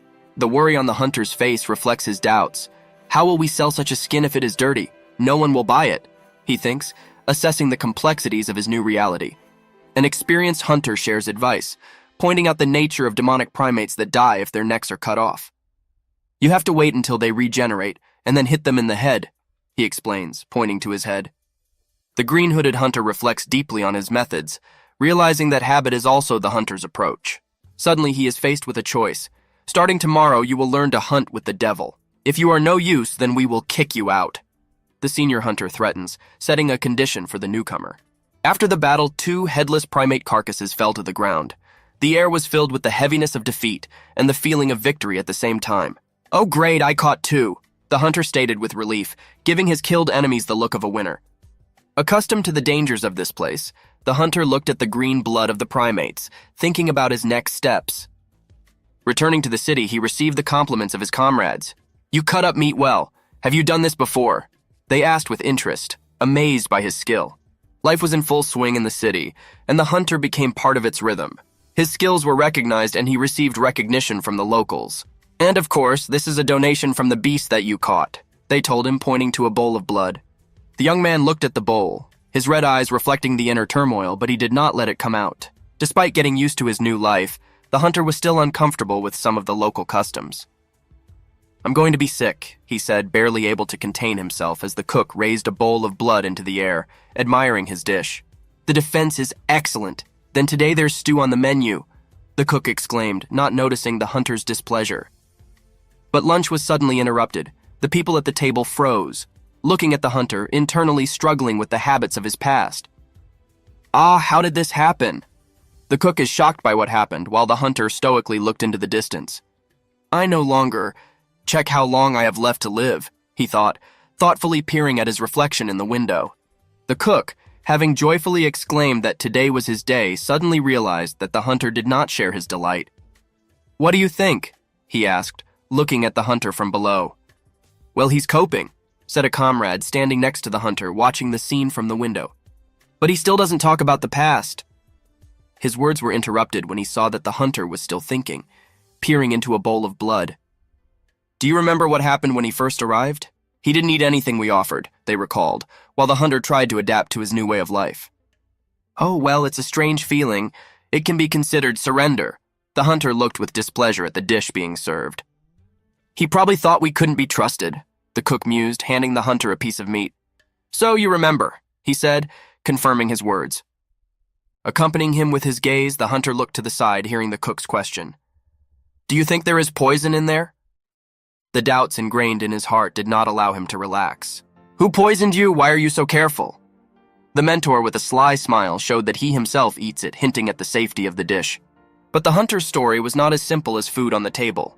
In the dark night, when everyone was asleep, he always watched over his new home, armed and alert. When everyone was asleep, he sometimes watched us, the hunter reflected, confirming his need to be vigilant, even in the shadows of peaceful life. The hunter, shrouded in darkness, thoughtfully held his sword in his hands, which became his faithful companion and amulet.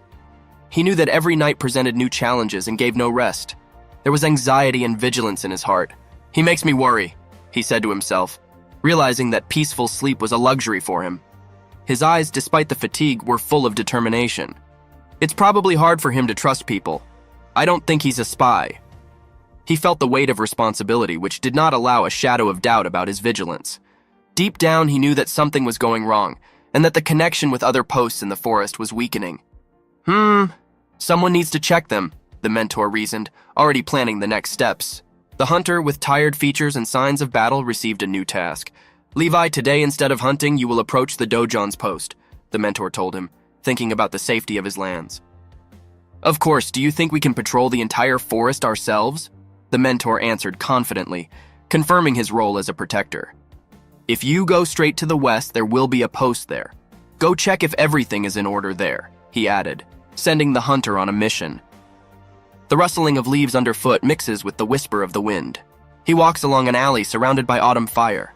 The sky deepens to the rich shades of sunset, and the silhouette of a man sobers the shadow onto the path. The hunter walked through the fiery forest, feeling calm in this world, despite the dangers awaiting him. I don't have nightmares and I don't worry about anything, he reflected, finding the strength to resist the shadows of the night. With every step, the traveler's face is illuminated by a soft light. The hope for peace in his eyes flickers with a faint flame, and he sincerely wants to believe that this feeling will not leave him. But the autumn idyll is deceptive. A body lies on the ground, devoid of life. The peace is broken, and the air is filled with the heaviness of what happened. The blood on the face of the lifeless man speaks of the cruelty hidden among the beauty. Relief gives way to anxiety. A man dressed as a hunter advances over the fallen man. He assesses the situation, noticing obvious signs of a struggle. Everything around reminds us that this is a world where the hunter can become the prey. The defeat on the face of the murdered man leaves no doubt about the inevitability of his fate. The blow was inevitable, and its consequences were inexorable. The weapon next to the body, as if evidence of a recent fight, reminds us that the beast can hide in everyone. The shadows lengthen as he looks up, facing the consequences of his own actions. His action left an irreparable mark, and his body seemed to be preparing for a new breakthrough, a new test. The man's eyes are distorted by a whirlwind of emotions. He sees the result of his choice, and this moment of reflection seems to slow down time, making every detail sharper, every shadow darker. And then she comes on stage, her gaze full of fear and misunderstanding. Her question hangs in the air like a fog that is not yet ready to dissipate and leave everything as it is. His figure is sharply outlined against the sunset sky as he turns to her. Her body trembles with fear, and she falls to the ground, vulnerable and alone in the face of the unknown. The man's gaze glides over the girl's torn clothes, and in his eyes one can see not so much surprise as calculation. He weighs the situation, trying to unravel the motives for its appearance. She backs away, having mixed feelings at his words. Her eyes are full of fear, and she seeks protection in it, not knowing what to expect from this oncoming path. Her despair turns to anger. The words spill out of her, and she demands an explanation, not ready to accept the chaos he has brought into her world. His anger flares back like a spark in the dark.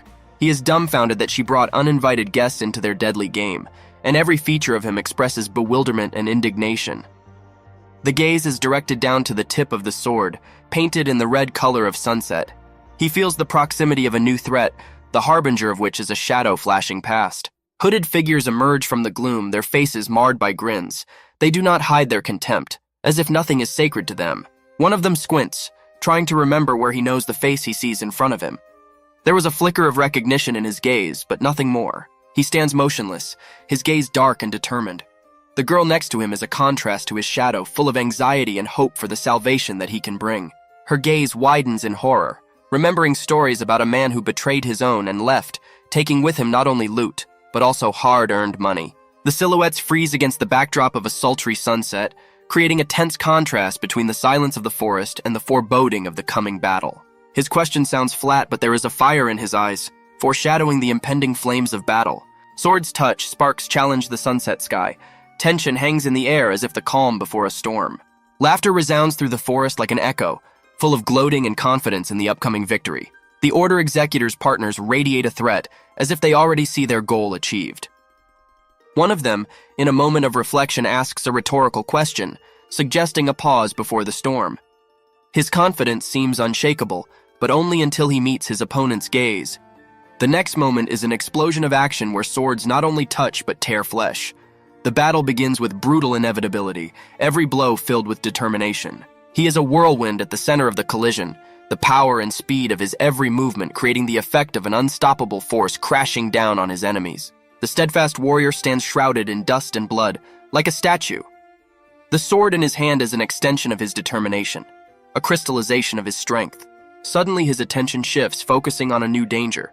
The unknown man captures the girl, and his rough voice cuts the silence. The threat to the girl's life hangs in the air, her frightened gaze sparkles with despair. The captor shouts his terms, indifferent to her fear. She falls to the ground. Her posture is an expression of deprivation and fear. She shrinks, trying to hide from the ruthless world around her. His voice is calm but adamant when he accuses his opponent of foul play.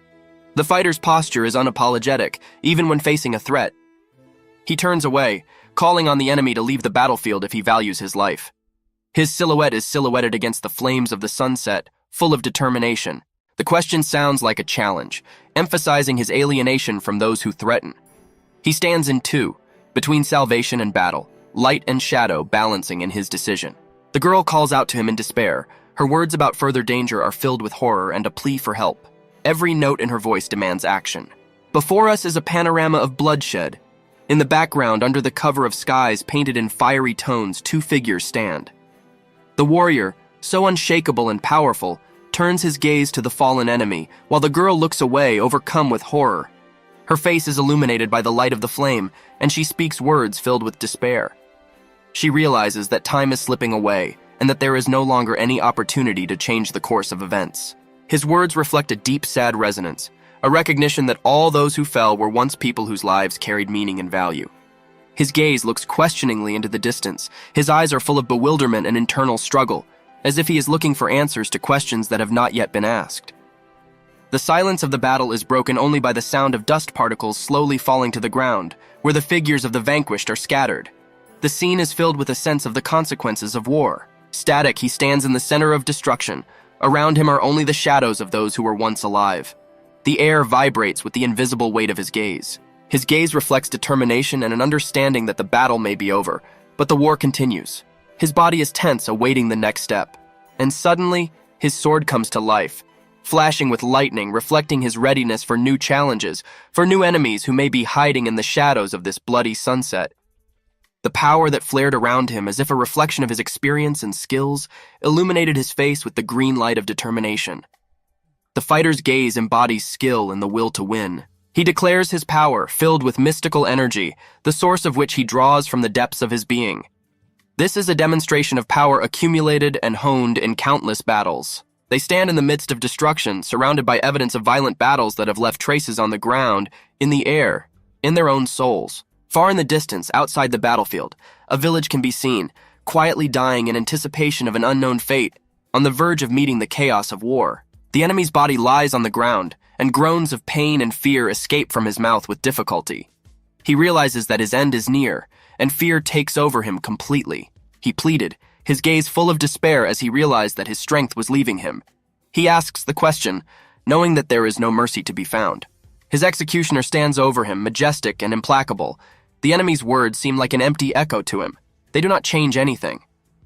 And in conclusion, he pronounces his decision, full of unshakable confidence. He is going to destroy anyone who dares to stand in the way of his goal. On the battlefield, tinged with the red glow of sunset, the sound of intelligence exchanges rings out. The soldier informs his captain about news from the west, about a city hidden in the forest, and about an unknown entity that lives there. The captain, his face adorned with the scars of many battles, listens to the report and reflects on the desire of the soul, words that carry double meaning and intrigue. He shows confidence and disdain for a possible threat, and his words convey a readiness to face an unknown enemy. The captain, hidden in the shadow of his helmet, is determined to see the mysterious entity with his own eyes, even if it is for the first and last time. His gaze is full of anticipation of the upcoming confrontation. Dusk falls on the tranquil village, colored in the shades of the evening sky. Among the silence, the words of a military council are heard, a message about a new army sent by the Viscount to exterminate them. There is tension among the assembled warriors. The Viscount hires mercenaries, and although the air is filled with anticipation of battle, this is not just another skirmish, it is war. The enemy's strategy is clear. He is gathering his forces for a decisive blow, but the commander's gaze does not waver. He views past encounters as lessons, not defeats. The commander listens carefully to his comrade, recognizing that although they have faced formidable forces before, none of them had the power to change the outcome of the war. But now, perhaps, everything will change. In the fading light, the warriors discuss their plans. One of them, with a strong-willed and fearless appearance, proposes to catch the enemies alive in order to later bring the Viscount himself to justice. His comrade, accompanying the decision with a questioning look, asks an important question. "We won't kill them." The answer comes unexpectedly. The animal hunter wonders about the value of human life, pointing out the contradiction in killing a person. The commander, calm and reasonable, warns of the need for caution. He knows that there are experienced mercenaries among the enemy, and any underestimation can lead to unexpected consequences. The warrior contemplates the upcoming battle with an unwavering gaze, aware that the encounter will not be easy. His eyes are full of confidence and determination. The conversation switches to a young girl standing nearby. The question of her presence raises questions about roles and relationships in the coming conflict. The conversation between the soldiers continues. The red-haired man who previously expressed confidence and fearlessness is now considering his next steps. He emphasizes that he felt no fear while serving as Mr. Jones, and this expression of readiness and fearlessness on the warrior's face indicates his experience and confidence in his actions. The man with a good-natured smile and impressive fighting skills assures the girl that there is no need to worry. His posture and facial expression indicate deep confidence in his protective power. The girl listens with wide eyes as the man offers her a task that suits her capabilities. Her facial expression speaks of mixed feelings, excitement and uncertainty. The scene switches to a city at night, where a man in armor and two of his companions are preparing a trap. They choose their ambush site, strategically planning their next move. The girl standing in front of the mysterious armored figure doubts her role. The questioning tone of her words emphasizes uncertainty and anxiety about the task ahead. The armored warrior comments that the decoy should be obvious, but not too noticeable. Its camouflage and strategic position speak of the cunning and forethought with which they plan their actions. In an open-air camp, a lone warrior approaches the fire where his companion sits. Wariness and anticipation fill the air with the question of the unknown fate of the others. Suddenly, blood splashes against the night sky, and the warrior's face is lit up with shock from the unexpected aggression that breaks the silence of the night. The body of one of the warriors falls to the ground, and his scream echoes in the darkness. The attack was secretive and lightning fast, leaving no chance of salvation. A young warrior emerges from the shadows, his gaze fixed on a small figure hiding behind a log. Tension gives way to determination to act, and his words sound like a sentence. The young warrior stands like a shadow over the frightened figure by the fire. He's preparing himself for the burden of responsibility that he has just shouldered. Indignation and aggression seethe in the group, which watches the lone warrior. The determination to capture it grows among them, their faces contorted with hatred and anger. The warrior's foot flies into the air and he attacks with unshakable confidence, determined to face those who dare to challenge him. The conflict reaches its climax as the warrior soars above his opponents. All his strength and determination are concentrated in this powerful movement, and he is ready to fight to the end. There is tension in the air as the young warrior, like a falcon, cuts through the dark sky above his enemies, ready for battle. His voice is a call for caution, a warning of danger. By rising above his enemies, the warrior becomes the center of attention. The looks are filled with horror and bewilderment. They hear a sound that cuts through the silence. The turn of events is sudden and dramatic. A whirlwind of energy and power engulfs the scene of the skirmish, tossing enemies into the air like leaves in a storm. The enemy is stunned and puzzled. The warrior with the sword remains adamant, his determination leaving no doubt about the outcome of the battle. The whirlwind of battle is intensifying. The warrior is in the center of the elemental struggle, surrounded by debris and screams. His movements are fast and decisive. He is like lightning in a stormy sky. An experienced warrior with a beard senses the escalation of the situation. His gaze is concerned. He reflects on the difficulties his comrades face, realizing that a clash with the enemy is inevitable. A sudden sound is heard, a danger signal. The warrior turns around to see what is happening, his face tense in anticipation of trouble. At the head of the opposing forces is a warrior in armor. His image towers above everyone. He commands his men, calling them to action and determination in this sudden battle. The warrior clutches his sword, his cry filled with warning. He understands the gravity of the moment, preparing for the decisive blow.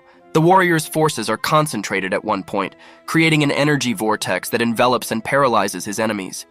Their screams echo into the night as they become trapped by its power. The warrior's comrade, puzzled and frightened, exclaims in despair, recognizing in the silent enemy the one who betrayed them. Lightning cuts across the sky, illustrating the looming threat from the traitor. What was once an ally now becomes a source of danger, unleashing their fury from the skies. The armored warrior rises, the electrical discharges around him forming a halo of frantic power. His fist seems to be the source of this powerful energy that tears through the darkness. A close-up shows a warrior with a glowing red eye, his gaze focused and determined. The darkness around him is illuminated by flashes of electricity. An epic battle unfolds, with a warrior at the center of a clash between the forces of light and darkness. Fire and lightning collide, creating an explosive display of energy.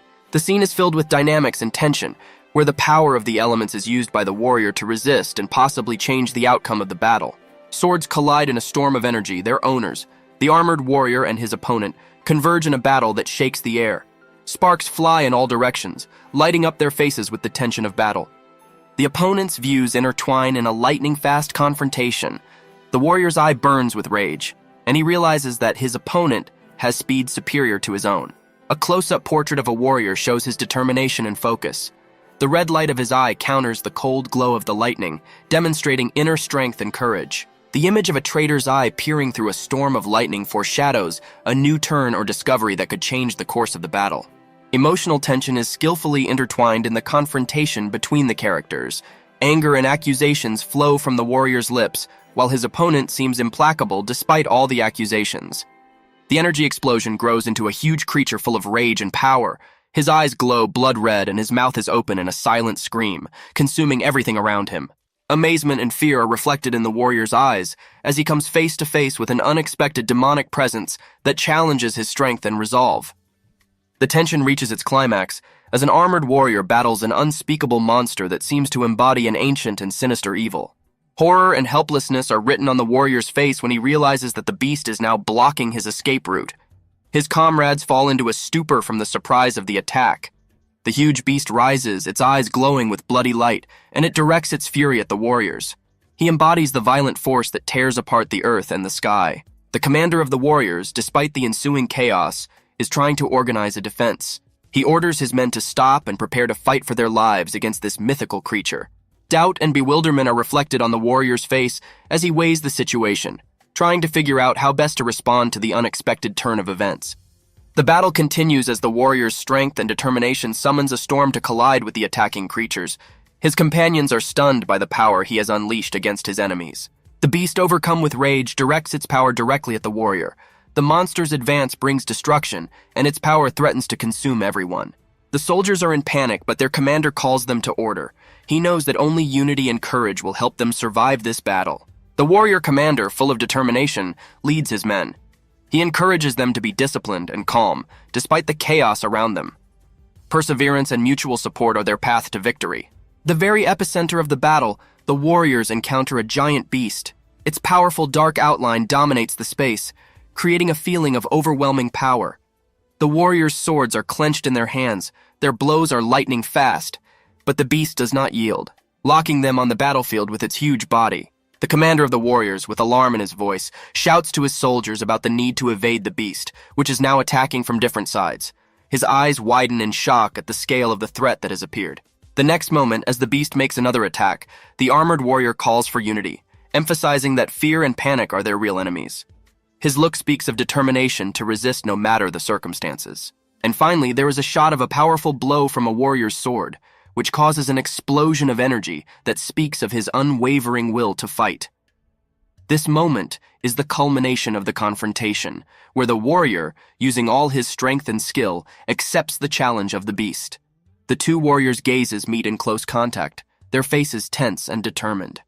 Electricity sparks between their swords, while one of them, with a red glowing eye, says the word "have fun," which may indicate his superiority or mockery of the situation. The moment of a powerful explosion. Surrounded by electrical flares, the beast lets out a loud roar that cuts through the noise of battle. His gigantic silhouette occupies the entire space, dominating the battlefield. The beast is then shown in flight, his face contorted with rage, his eyes white and glassless, and the energy surrounding him creating a sense of unbridled strength and power, which he directs at his opponents. A force field or protective barrier created by one of the warriors. This act of desperate defense demonstrates the desire to resist the enormous power of the beast, to protect not only oneself, but also one's comrades. Power and destructive energy cover the battle scene. The beast, surrounded by lightning, rushes to attack, and the warriors barely have time to resist its advance. Electrical discharges piercing the air enhance the drama of the moment. One of the warriors, perhaps the commander, rushes into battle with great strength and determination. His figure against the background of lightning looks heroic and instills fear. The commander stopped to collect his thoughts and assess the situation.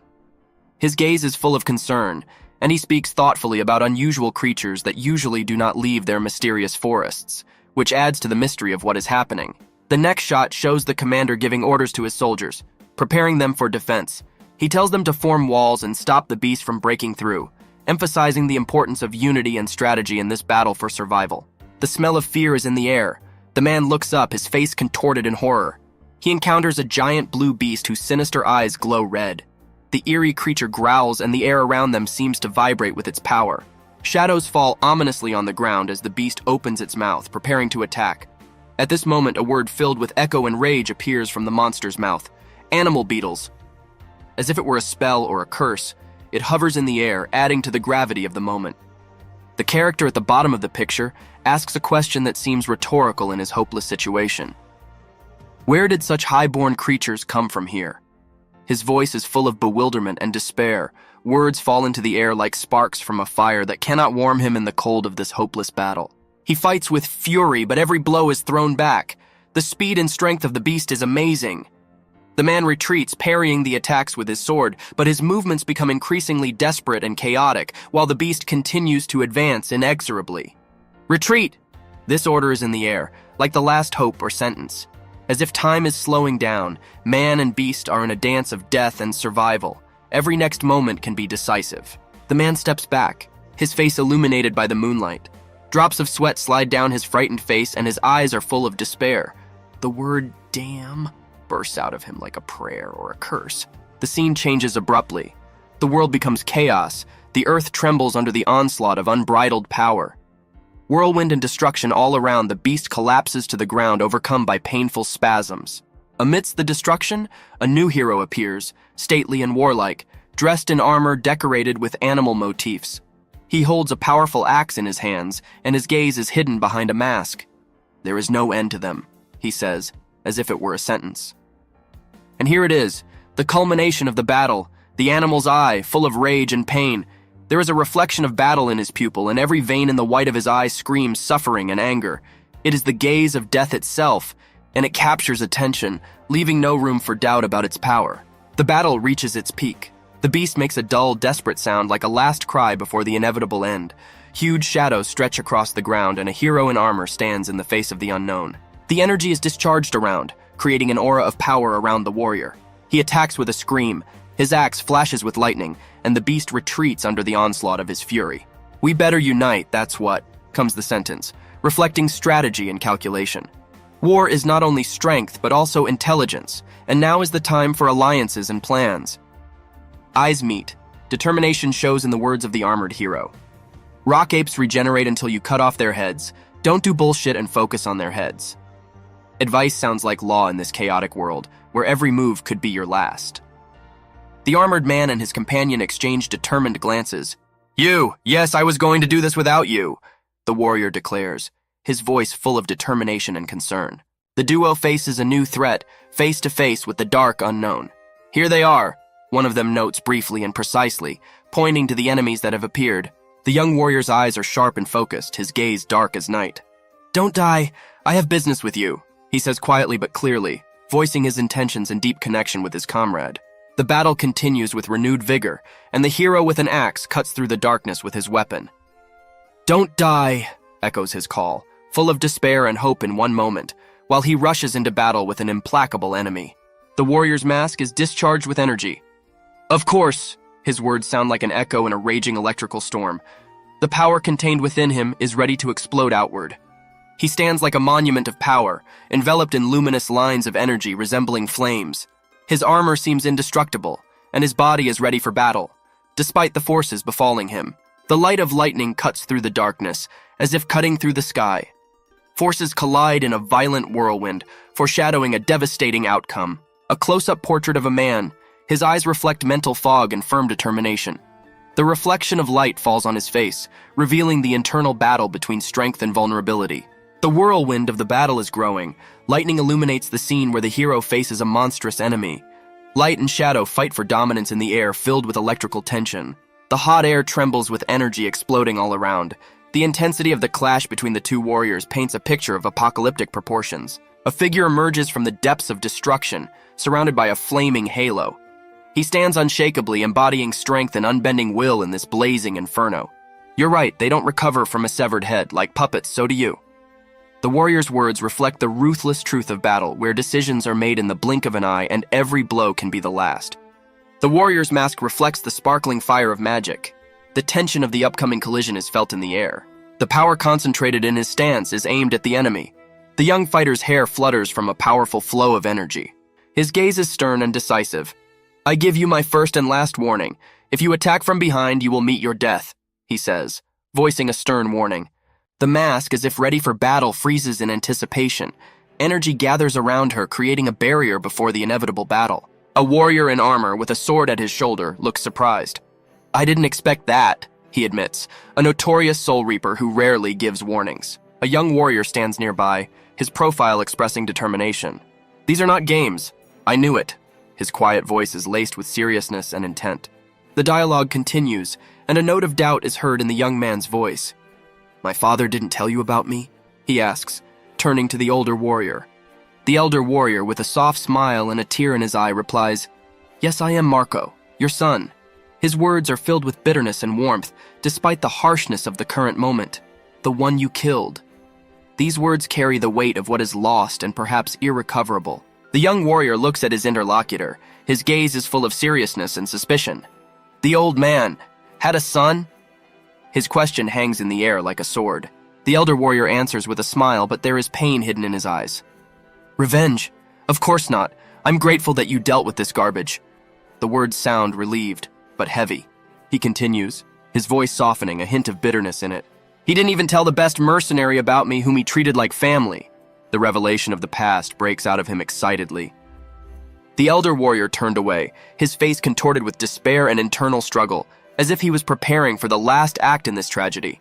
The elder warrior's face is filled with horror and bewilderment. "What?" He bursts out when the ground beneath them begins to tremble, emitting an alarming rumble. The young warrior looks around, his silhouette cut off from the world by a sudden surge of energy that wells up from the ground. A huge creature emerges from the depths of the earth, its mouth wide open in an ominous grimace. What kind of animal is this time? The question sounds like thunder among the silence before the storm. The elder warrior desperately asks for help, his eyes filled with fear as he faces a new, unexpected threat. The horror of the situation is emphasized by the surprise of the attack and the power of the enemy. An electrical explosion lights up the sky as a young warrior battles an unknown beast, unleashing his might. A whirlwind of blue lightning illuminates his figure in battle. The older warrior, taken by surprise, tries to understand what is happening when he suddenly realizes that the situation is getting out of control. Why? The next moment he finds himself safe in the arms of a young warrior. "You saved me? I'm your enemy." His words are full of bewilderment and gratitude at the same time. The young warrior does not lose his determination, even turning to the one he just saved. "If you have the strength to speak, then help save your allies." His words are full of calls to action. The older warrior, with fury in his eyes, shouts at the others to retreat. "There's nowhere else to retreat. This is not the time to choose sides. Save everyone you can." His voice sounds like an order as he prepares for the last defense. The young warrior turns to his recent savior with bewilderment and a questioning tone. "Gilfora, are you crazy? They are our enemies." His voice is filled with confusion about the elder warrior's motives. The elder warrior's answer sounds like thunder. "Don't judge a man by how he can be used, Levi." His words are a cry for justice and humanity. The young warrior's face is filled with confusion and disbelief as he listens to the words of the older warrior, who insists that you don't need a reason to save people. Realization dawns on the young warrior. His features soften as he says, "Of course, it's common sense." His words convey an acceptance of the common human duty to save others, without expectation of reward. A young warrior with a sword in his hand turns to the elder. His words are full of conviction. "Are you saying we need to save people?" He embodies the ideals of morality and duty that are paramount in his world. With his words, there is a powerful energy in the air, and he continues, "In my world, this is called morality." He embodies the power that protects his neighbor not for the sake of profit, but for the sake of the very act of salvation. His determined profile emphasizes the seriousness of his words. "But neither in my past life, nor in this one." He rejects his old paths, pointing to his new path as a hero. Lying on the ground, he humbly acknowledges his new role and the duty he has chosen. None of this. His words are an acceptance of a new life and new responsibilities that he decided to fulfill. The silhouette of a man is silhouetted against the sunset sky. Blood flows from his hand, staining the ground. "I've never seen these rules in practice." His words sound like an epitaph, an echo of battle and loss. The young warrior looks at his fallen comrade, his eyes full of pain and despair. "Pelora, he's right. The first real lesson I saw in this world." His words are illuminated with bitter knowledge. His gaze is dark and brooding as he says, "Bullshit." His face reflects the weight of the decision he has made and the consequences he must live with. The senior warrior, with a quiet reproach, reminds of more important things. Your boss doesn't know how to use people. His words call into question the morality and motives behind the battle and rescue. The warriors are faced with the onslaught of monsters, and a man standing on the front line shares his thoughts. Look at them. Even if we try to save them, his words are drowned out in the noise of the battle. The animals do not seem to accept attempts to help, continuing their mad attack. They still cannot cope with any animal. The situation seems hopeless, and the struggle for survival becomes a merciless reality. In response to the chaos, the elder warrior makes a decision. In such situations, the strong deal with the problem to reduce losses. He offers a pragmatic and decisive approach to rescue. The young warrior suddenly stops, his voice full of determination. "Stop! If you use this skill here..." He has a premonition that the following actions could change the outcome of the situation. A man stands against the backdrop of an apocalyptic sky, silhouetted against the sunset light, holding a sword in his hand. "Your subordinates will die too," he says, his voice full of bitter reasoning. The next shot shows him standing confidently as chaos erupted around him. "I know," he says, accepting the inevitable losses that may follow. "This is a way to save many," he explains, offering the sacrifice of a few to save the rest, a terrible but necessary solution in their world. Forces collide with deafening energy, and the man prepares a powerful blow, his actions an epitome of struggle and determination. An accusation can be read in the face of the young warrior. "You degenerate. Do you really care about the lives of your comrades?" He stands surrounded by the energy of battle, his eyes full of condemnation. The older warrior, whose face is illuminated by fire, meets the gaze of the younger one, wondering, "What are you saying, Levi?" His response is full of surprise and denial of any guilt. With understanding and bitterness in his voice, he explains his position. "I never tried to kill my comrades. These guys are just tools. There must be some use for them." He expresses his vision that some casualties are inevitable in war. And in the last frame, he concludes with disappointment in his voice. "Don't worry, their lives are not worth it."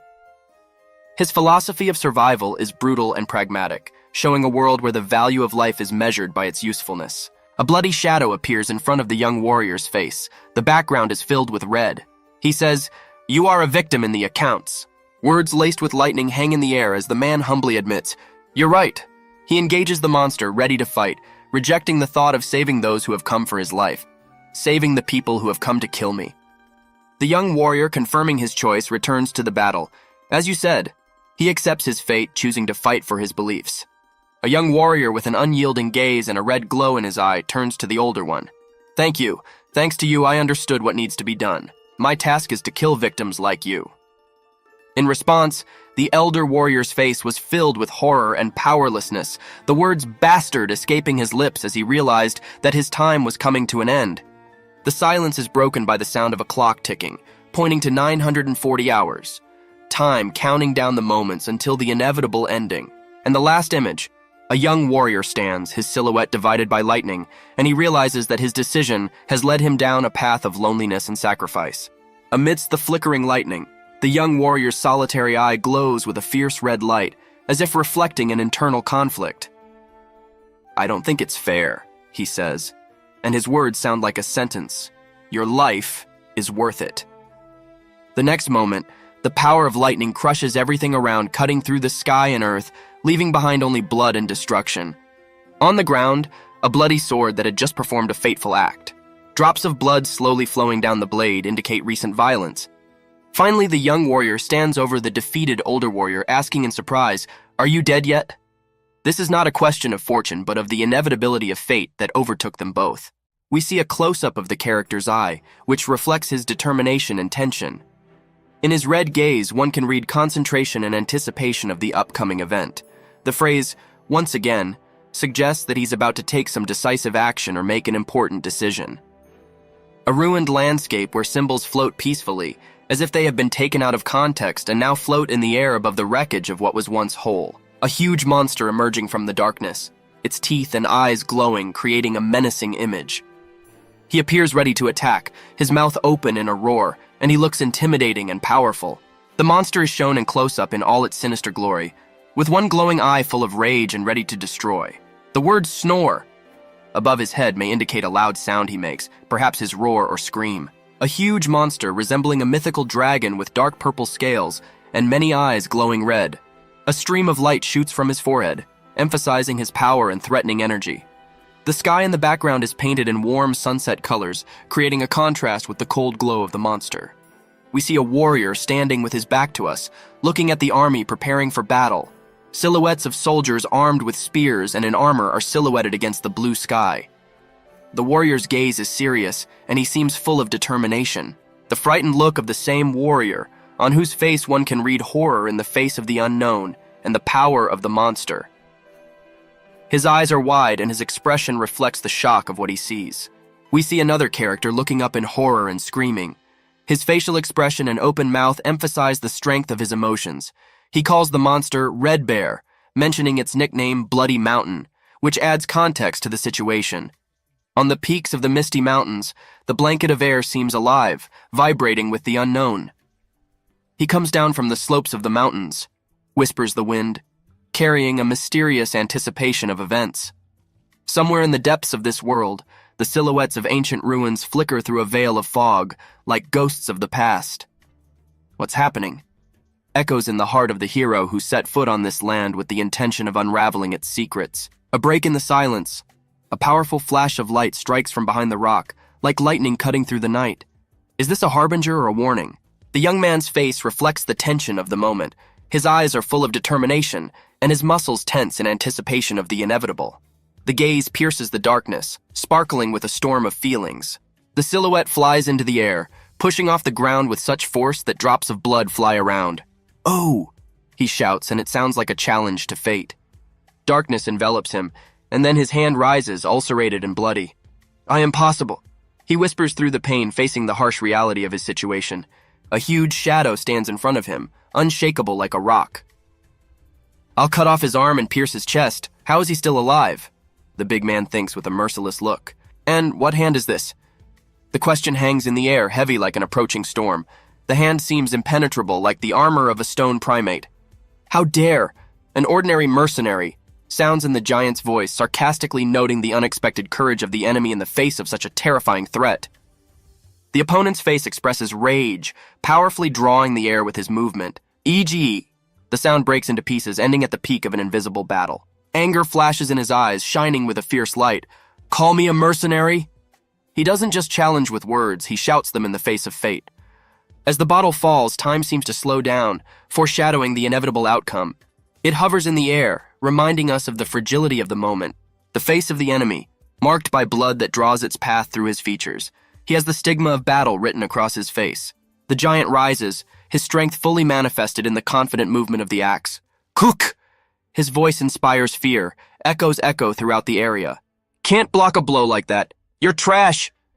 The contempt in his voice is as heavy as the weight of his weapon. He looks at his opponent, waiting for his reaction. The enemy is stunned, his gaze filled with bewilderment and pain. "Damn, don't you see something?"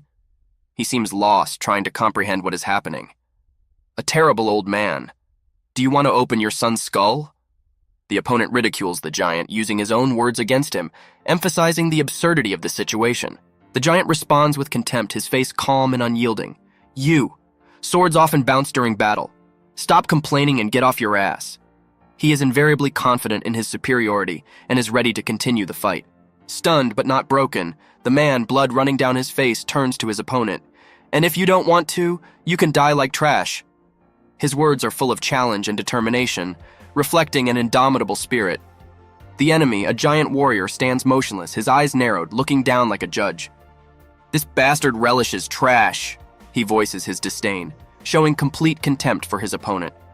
With a hint of sarcasm, he continues, "The son of just a mercenary became a knight? You're kidding." His confidence in his superiority seems unshakable, and he doubts his opponent's abilities. The man's back is turned to the viewer. A bright doorway awaits him in front of him. "Do you know why the Viscount took the enemy to himself? It's because his father sold his dogs," sounds the final phrase, framing his fate and past. The man's gaze is filled with pain and disappointment. "The son of such a shitty father can only learn all sorts of bullshit," he says, as if rejecting everything connected with the past and ancestors. In the next frame, a stately man in a majestic pose, his gaze turned somewhere into the distance. He is Viscount Berg, a man shrouded in an aura of power and strength. A warrior in full combat readiness is the determination with which he is about to face reality. This is how you choose to treat the knights. Marco, son of a coward. Words filled with contempt fall upon him. Two powerful warriors stand in front of the Viscount, who addresses them with an order. The Viscount asked you a question. Answer, you trash. The commander's voice sounds irrefutable, emphasizing hierarchy and power. The crossed spears of the warriors are like a frame for a contemptuous glance directed downwards. The word garbage suits you better sounds from there, accusing those who bowed to power. The giant raises his head, his eyes filled with anger and disappointment. What have knights from noble families been doing until now? Didn't they all die on the battlefield when the Viscount's honor was at stake? He asks a rhetorical question, questioning their loyalty and valor. Suddenly, the frame is filled with light and power. The man is engulfed in electrical flashes. How can you insult me? His words are full of bewilderment and indignation, a challenge thrown by fate itself. Viscount, his face illuminated in red, filled with shadow and seriousness. You speak as if in your case everything would be different. Reflection and perhaps even doubt in one's own words announce the scene. The giant's eyes sparkle with challenge as he says, "Of course, I'm better than those assholes." His confidence and contempt for those in front of him leave no doubt about his self-worth. He continues, "Because I am strong, don't the bodies behind me prove it?" His words highlight the victories he has won and serve as proof of his power. The Viscount standing in front of him replies with sarcasm and reproach. "So you killed them to prove your worth? That's stupid and arrogant." His words raise questions about morality and the value of human life. The Viscount's words penetrate the darkness. "But this is what a warrior should be, Marco, the son of a coward." He sets the standard for a warrior despite the irony of his position and background. The warrior looks on with arrogance and triumph. "From this moment on, you become the head of all the knights here," he declares, accepting a new role full of power and responsibility. The corridor, flooded with twilight light, witnesses their dialogue. "It's strange to tell you this after you became the head of the knights, but..."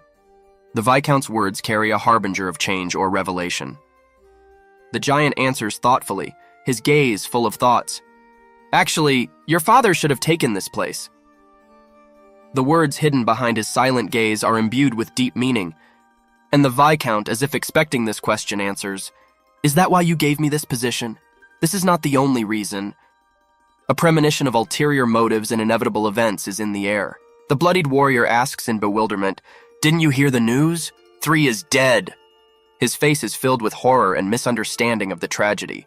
"He was killed?" His eyes widen in shock, and a glimmer of fear and disbelief flashes in them that something irreparable has happened. A young warrior stands in the hall, his silhouette is heavy and gloomy. "We don't know for sure, but the entire mercenary squad was destroyed. Only Reaper Levi survived." His words are harsh and state a bitter reality. With a proud and sinister laugh, the giant admits, "I get a lot of good things from him. Not only did he deal with those knights, but he also dealt with the tiger." The giant's laughter sounds like praise and recognition of the great power that he sees as an instrument of his interests. In the hall, the Viscount, looking calm and collected, says, "You just found out about your father's death, but you don't seem to be sad." His words raise questions about the giant's true feelings and motives. The giant, with a look of amazement on his face, listens. "My father said that people die like trash if they are weak. Apparently he died because he was trash." This statement, full of contempt for the departed, emphasizes his cruel philosophy. With disdain and coldness, the Viscount continues, "I have no time to mourn garbage, wise." His words express a lack of empathy and an acceptance of the inevitability of the fate of those who did not survive. The final scene shows them both standing in front of a majestic window overlooking a magnificent landscape. "Let's get to the point then. See that rock?" the Viscount suggests, hinting at a new goal or task that awaits them ahead. The majestic rock rises in front of them, shining under the rays of the sun. "You may not know, but during the hunt you can get very expensive items," the Viscount muses, anticipating an adventure or a new opportunity. His face reflects fatigue and calculation. "I've been spending a lot on Witwe lately, so now I need a source of income." He acknowledges his financial difficulties with an openness rarely seen in a man of his status. With a hint of an imminent task, he continues, "There are splinters and instigators in the forest who have developed a camp there." "Got it. Should we kill them?" His words are full of determination and readiness for action. The giant, holding a sparkling elixir in his hand, replies, "It's easy to talk to you. It's a gift for good luck." His gesture expresses not only a willingness to cooperate, but also faith in a favorable outcome of their enterprise. The Viscount looks at the sparkling stone in the giant's hand with interest and bewilderment. "What is this?" The giant replies with a sly smile. "Nothing special. If you use it during a fight with a difficult opponent, the potion will help a lot." The scene is filled with the tension of anticipation, the Viscount full of determination, and the giant offering support. The potion, glowing with a magical light, promises unusual power and perhaps an unexpected turn of events. And then there is the sound of breaking glass, and the potion falls to the floor, its contents scattering in all directions, foreshadowing destruction and possible loss. A vortex of energy explodes around the man, his fist illuminated by the power raining down from the heavens. His attack seems unstoppable, the power of his force filled with uncontrollable rage. The moment of impact is embodied in a frenzied explosion, light and force shaking the space around. Its power echoes off the walls and the air trembles with tension. The dynamics of movement and the energy of attack outline the silhouette of a man in flight. There are vortexes of energy around him. They emphasize his dominance in battle. And finally, his voice echoes with his strength. "Ha ha ha ha! Where did your courage go? I wish you good luck." His laughter sounds like a challenge, like a proud declaration of his superiority. Power and energy again fall upon the space, shaking the foundations of the hall. "Try to deflect my hand. Rej is done there." A loud call challenges, and the spirit of battle enlivens the air. The rapid movement and bursting force create a whirlwind around the combatant. The energy that comes from him is filled not only with strength, but also with unyielding determination. A man with blood on his face, his eyes filled with pain and rage, his scream reflects all the intensity and passion of the fight. With every blow and every movement, he challenges his destiny. His face is distorted by a cry full of suffering and struggle. This is a moment of true test of character when each blow tests his spirit and his will to continue the battle. The vortex of energy continues its frantic spin as the opponent is engulfed in the blue light of the attack. The power and pressure of this action is emphasized by dynamic lines that cut off the air. The next frame is filled with red energy, permeating everything around. This evokes anger and strength, a violent storm of emotions that engulfs the character. A giant scream reflects the climax of the clash, despair and rage merging into one powerful sound that breaks through the noise of battle. And finally, destruction. The earth cracks and shatters under the pressure of indestructible energy, which was released at the moment of maximum tension. This moment illustrates the destructive power the hero wields and the consequences his anger brings. In the tense atmosphere of battle, the character is stunned and surprised when he realizes the sudden intervention. "What?" captures a moment of unexpected interaction when a stony-faced man apologizes, "Sorry to interfere." But his actions speak of the need for intervention, the urgency and decisiveness of his action.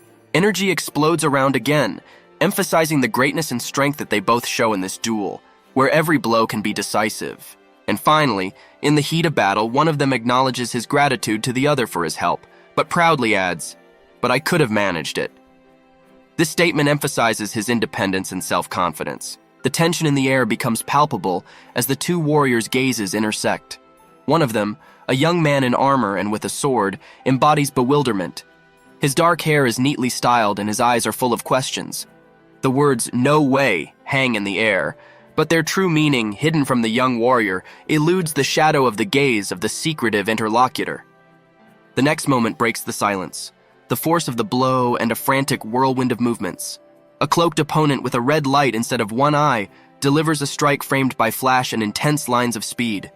It thickens the atmosphere of action, and huge letters like an echo of a fight fill the space around them.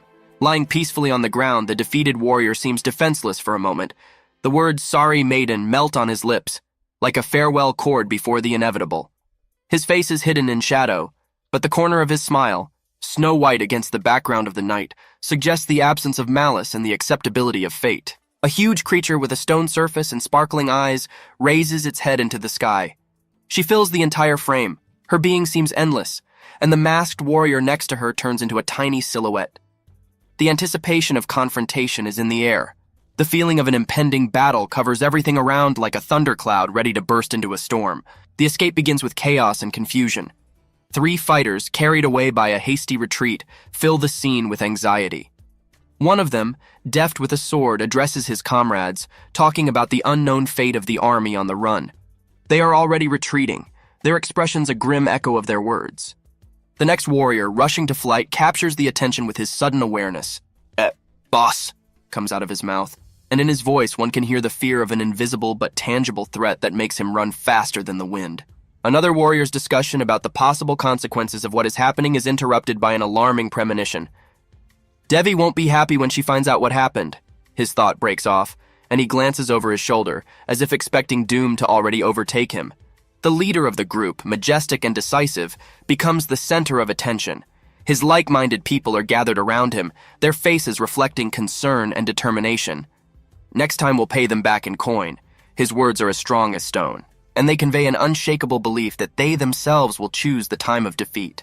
The townspeople gathered together, turning their gaze to the sky where something alarming towered above the trees. Do you know what will happen if something like this comes out of the forest?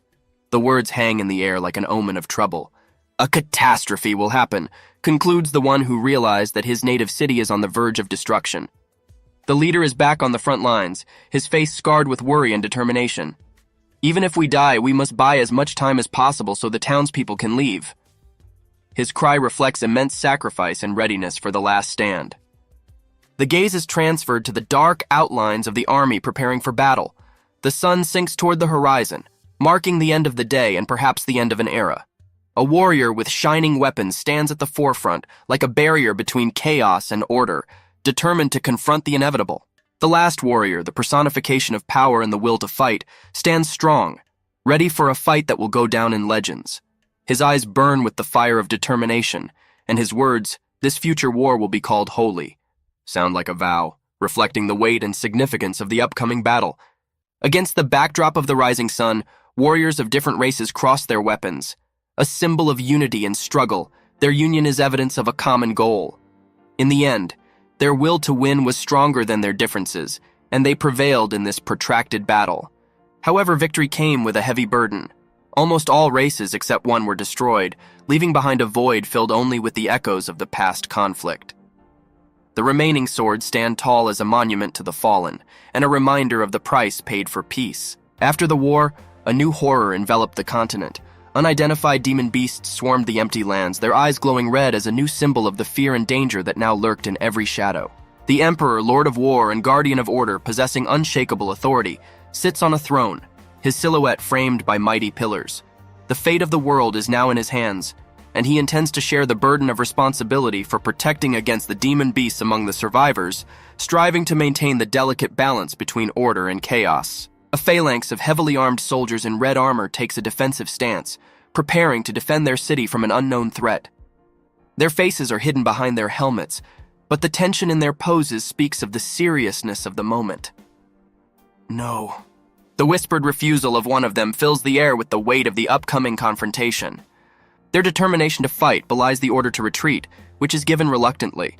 Responsibility and duty collide with the instinct of self-preservation, while the imperatives of high command echo in the empty hall.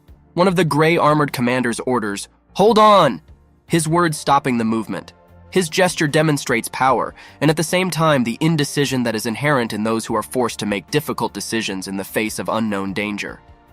The Emperor, majestic in his splendor, stands, addressing his warriors with a question that challenges the very basis of their actions. Then why are we sacrificing young shield-bearers? His words resonate with doubt and criticism, suggesting a deep conflict between the aristocracy and those who actually bear the burden of the war. The majestic throne room serves as an arena for intense dialogue. A warrior with fiery hair turns to the Emperor with a question, piercing and full of doubt. Do you really want this? The echo of his words reflects off the walls, loaded with the weight of the upcoming decision. The Emperor, great and inaccessible, remains silent, his silhouette on the throne unshakable and mysterious. Lack of response speaks louder than words, and silence carries deep meaning. The advisor in black, with a concerned and stern face, exclaims in a fit of loyalty, "How dare you contradict the Emperor? Guyver, do you want to go on this mission yourself?" His indignation is sharp like lightning cutting through the air of the throne room. The warrior, having already accepted his role deep down, stands surrounded by his comrades. He understands that now his fate is to be a hermit, but there is no room left in his heart for regret. His decision is firm and final. In the face of an imminent threat, the fiery-haired warrior announces his bold intention. "Even if I die today, I will take at least one huge demon beast with me." His voice is full of determination, and his gaze sparkles with steadfastness. He challenges a pack of ferocious demon beasts, each of which is several times larger than him. The electricity of his magic crackles through the air as it clashes with the might of his monstrous opponents, their blood-red eyes glowing with an ominous light. The battle unfolds in all its fury. The warrior, one against many, uses his amazing abilities to fight the monsters. He throws lightning from his hands, and his every movement is a dance of death and survival. With every lightning strike, the warrior proves his strength and courage. He does not yield in the face of huge beasts. His screams mix with the roar of monsters, creating a symphony of battle, where every blow can be the last. The battle reaches its climax. The warrior bravely comes face to face with the raging demon beasts. "Well, I expected this." He acknowledges the inevitability of battle, while his gaze speaks of deep determination and fearlessness. Raising his head, he saw a new, even more powerful threat. A huge creature, surpassing all demon beasts in size and strength, towers in front of him, its eyes burning with a furious light. But there really is no end to them. The thought of an endless wave of enemies flashes through his head. However, the feeling of disgust and determination does not leave the warrior, even in the face of such a terrifying enemy. "I feel an unknown, disgusting aura." He realizes that he is about to encounter a force greater than anything he has ever experienced. The demon beast only growls in response, as if despising his courage. "It comes from..." The warrior prepares himself for the decisive clash, knowing that he now faces the embodiment of pure evil, in the face of which he must show all his skill and courage. Dusk fell, and a battle broke out in the skies between mythical creatures. The bluish light of lightning illuminates the menacing silhouettes of 3 giant wolves, whose teeth look like blades. Their eyes are shimmering rubies against the background of the veil of night, full of thirst for battle. In the heart of the storm, a booming voice is heard, like the echo of ancient spells. "I feel the deceased soul from other demons." A mysterious message floats in the air, swallowed up by the darkness in which legends are born. In the darkness, like a flash of flame, the figure of a warrior appears. His muscles are tense, and his gaze is full of determination and strength. The deepening red around him embodies anger and power, awakening fear even in the hearts of merciless beasts. And then lightning tears through the skies, and a creature filled with elemental energy rushes into battle. Blue sparks fly in all directions, and huge wolves explode from the power of the blow, like a shadow scattered by light. A warrior with blood-red hair like a flame quickly moves through the air. His body is the embodiment of fighting spirit. Below, from the depths of the abyss, a monster with sparkling eyes full of hatred and rage looks at him angrily. The next image is the embodiment of energy, a figure shrouded in lightning filled with pure, indestructible power. She stands motionless, waiting until the elements release their full power. The battle reaches its climax when a warrior, surrounded by lightning, rushes into the center of the storm. A whirlwind collapses around him. The power of the blows pushes the animals off their feet, causing them to flee. And in the end, amidst the chaos, the warrior becomes the very personification of destruction. The forces of nature converge in his fist, and he strikes that the roots of the earth tremble, like a prophecy about the end of the world, the echo of which will be heard for centuries. Silence envelops the battlefield for a moment. "Become!" A mysterious call wafts in the air. A majestic and terrifying creature rises in front of the warrior, his huge eyes burning like coals in the night. However, the warrior does not yield. His gaze, through a mask of pain and determination, glows with one eye like a star in the dark sky. "I don't know what kind of soul this is," he whispers, acknowledging the unknown in the face of the unknown. Lightning challenges the darkness again, "So you'll have to find out for yourself."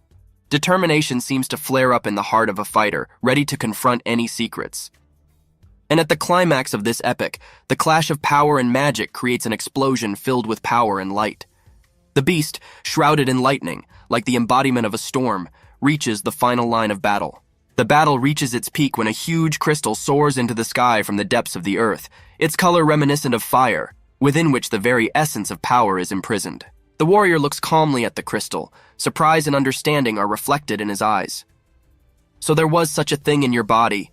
I'll break it with one blow." His determined voice is heard, promising to solve the riddle. And then the warrior's eye narrows, the reflection of the crystal flashes in it, a moment of awareness. He asks, "Huh?" The power of the crystal spills out, A blinding light fills the entire area. The explosive wave of energy is palpable even through the image. After the outbreak, everything settles down. A column of fire, reminiscent of a comet, rushes towards the ground, and the peaceful forest landscape seems unperturbed in the face of recent chaos.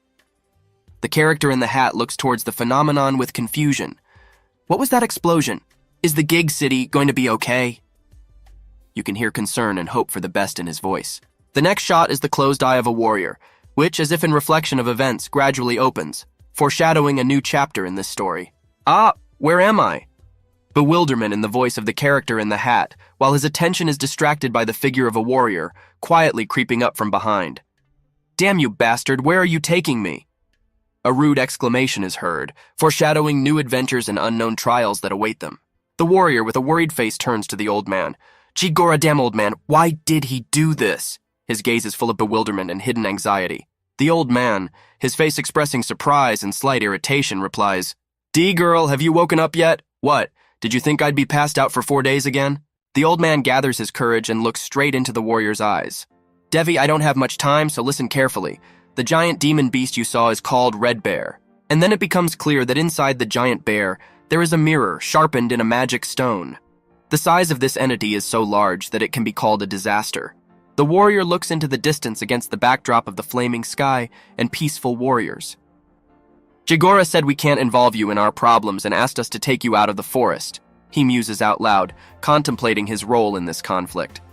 The old man, grabbing the warrior by the clothes, asks point blank, What are you saying? If you are in danger, then I must fight too. His determination is unquestionable. The warrior, his eyes full of brotherly love, convinces the old man, We are comrades. Listen, Fedya, I know this is hard to believe. The warrior stops, his words hanging in the air. But if the devil has a few more demon beasts, then I can... His speech is cut off, foreshadowing new difficulties on their way. The warrior gently places his hand on the old man's shoulder, calling, Please, Devi, just lead the people beyond the forest and warn the Empire. Suddenly, the footage is filled with violence. Blood splashes in the air while the old man looks at the warrior in bewilderment, as if not believing what is happening. In fact, our fight was created in order to... The warrior's momentary gaze is full of shock and pain. Blood flows down his face. The consequences of the attack become a reality. The old man lies on the ground. His gaze rises heavily to the demon beast hanging over him. The only thing he can say is F. The scene freezes, leaving the story open. Despair rents the air as the warrior yells, Fennel! His eyes are full of fear and disbelief, and his face is distorted by the pain of loss. The demon beast looks down at the old man with contempt. His voice is full of coldness. Ah, you should have seen your face. It's a pity I would have crushed you if it weren't for this old man. The beast's merciless red eyes glow, reflecting its cruelty. Well, such is the fate of the weak. They live only for the sake of the strong, he proclaims like a law of nature. The warrior, holding the old man in his arms, screams his name in despair, blood running down his chin as if symbolizing the depth of their connection and the tragedy of the moment. Fennel! Kakak!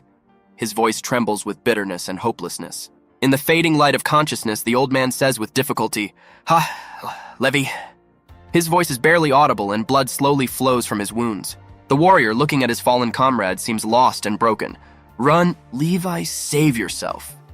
These words of the old man sound like a last request, filled with care even in the face of death. The old man's body lies lifeless, his face resting against a bloody background. The world he knew is leaving with him. The demon beast standing over the warrior mocks him. You say that the weak live to be used by the strong? His words seem to be an echo of the previous statement, a truth he is eager to prove. With blood staining his face, the warrior, broken but determined, admits, You're right. The silhouette of the old man, outlined in blood, reminds us of his existence for the last time.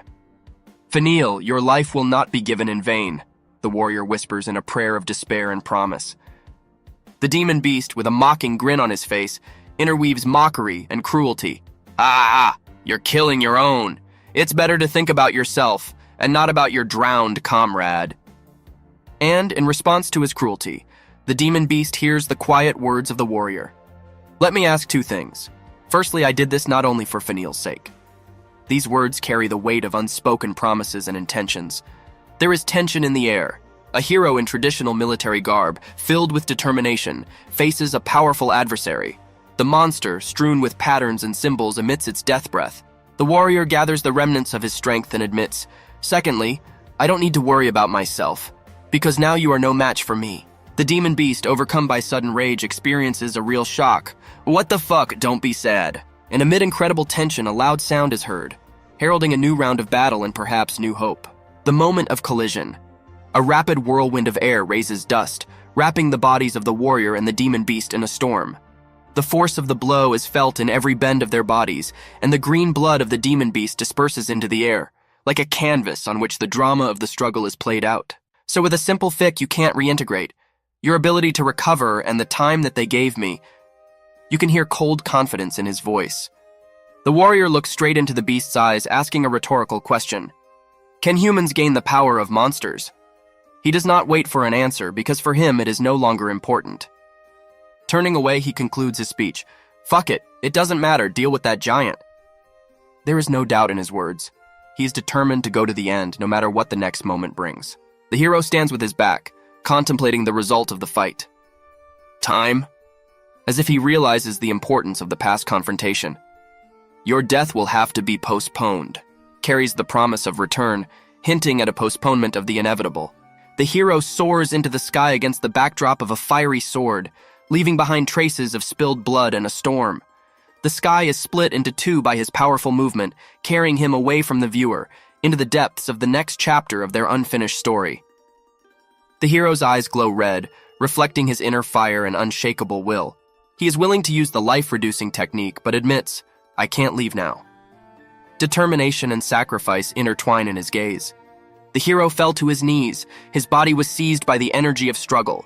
Sparks of passion and perseverance flared around his fists, as if he was gathering his last strength for the decisive blow. His grin cuts through the tension, and his words, "Ha ha, it would be dangerous if I hesitated," carry the threat and anticipation of a confrontation. This part of the story ends with a scene with a powerful enemy towering over the warriors. "Damn, is it even possible to kill him?" echoes in the air, creating a sense of impossible task in the face of such a powerful being standing before them, full of power and menace. A huge blood-red creature, reminiscent of a giant wolf with an endless row of sharp fangs, growls, blocking the sun. His eyes glow like two small suns, distorting reality with their blazing gaze. The monster's shadow falls over the city, promising unprecedented horror. The next scene reveals a group of men ready to face the inevitable. At the head is one with a beard and a determined look, shouting to the teams not to be afraid and to attack together.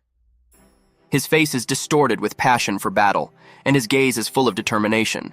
The next shot shows two men, probably allies, one of whom looks back over his shoulder as if conveying confidence in joint action with his gaze. Their hands are tightly clenched, symbolizing brotherhood and unity in the face of impending danger. One of the men, in a burst of combat, releases lightning from his hands, directing them straight at an unknown enemy. His face is grimaced with rage and concentration, and the energy of his attack illuminates the scene with a violent blue light, promising a devastating clash. A muffled scream is heard in the darkness. "What the?" The air is filled with anxiety.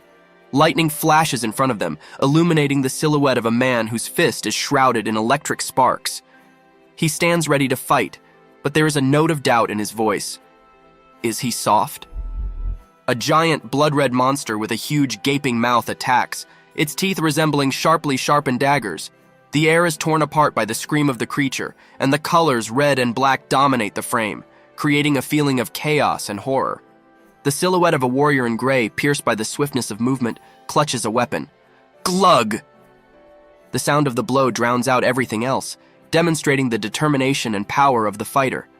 Blood scatters around like paint, splashes of which cover everything around. A man with sharp facial features and an excited look. He warns of mortal danger. Caution, his body is changing. There is fear and urgency in his eyes, his mouth open in a warning cry. The words echo into the night, foreshadowing a new turn in this battle. The man's gaze widens in shock. A sudden realization flashes across his eye, a bead of sweat slides down his face, and a sense of impending danger hangs in the air. The warriors watch a monstrous creature rising into the sky. "He's not just a demon beast," an exclamation is heard. Clouds of dust and earth frame the silhouette of the monster, at the center of which a menacing red light pulses like an ominous heart. The creature fills the entire space, its multiple mouths ready to attack. Like an abstract painting made of fear and pain, it inspires horror with its appearance. An army of warriors stands, assembled and ready for the final battle. Sharp swords are ready for battle, and the tension between them and the demon beast is felt even through the cold screen. Blood-red symbols like cries for help painted the walls, and blood flowed down the floor like streams. The monster, many eyes and teeth, stretched its huge limbs, and there was a terrible determination in this movement.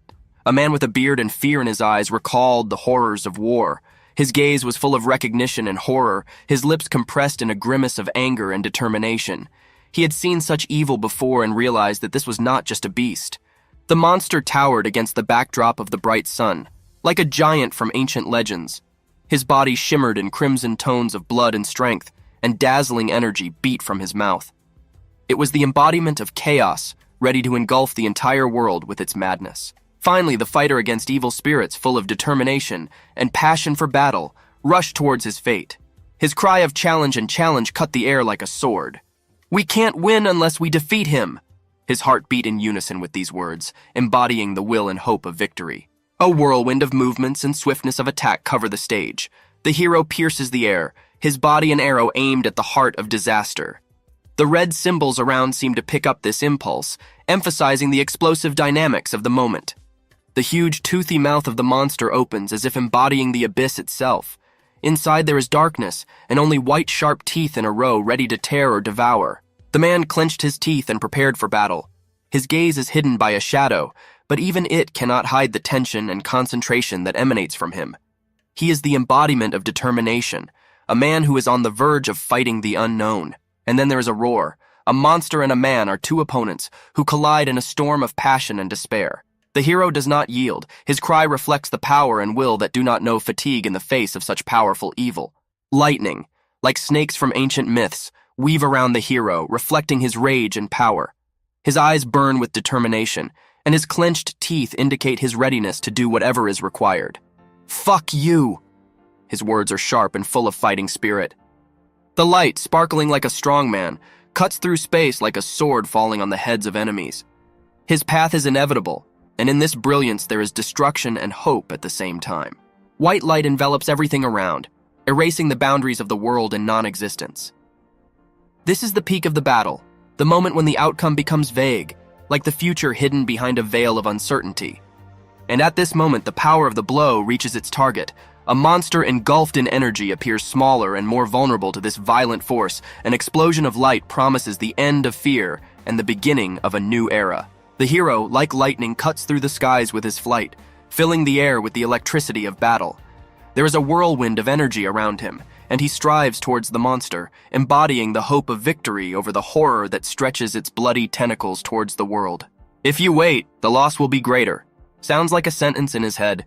The hero knows that every second of slowness is a step closer to defeat. Focused on his target, he gathers all his energy into one decisive blow.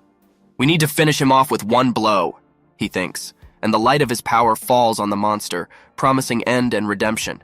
The force of the hero's blow tears apart space, enveloping everything around in a sparkling radiance. The clash of energies looks like the ultimate battle, where every blow could be the last. He put all his energy into this blow, but even that doesn't seem to be enough. But even after the greatest effort, horror is visible on the hero's face. "Impossible," he whispers, faced with the reality that evil may not be so easily defeated. The hero's gaze is clouded with doubt when he realizes that his powerful blow did not reach the target. The darkness of the monster still absorbs the light of his attack, and in this battle victory remains an unattainable dream.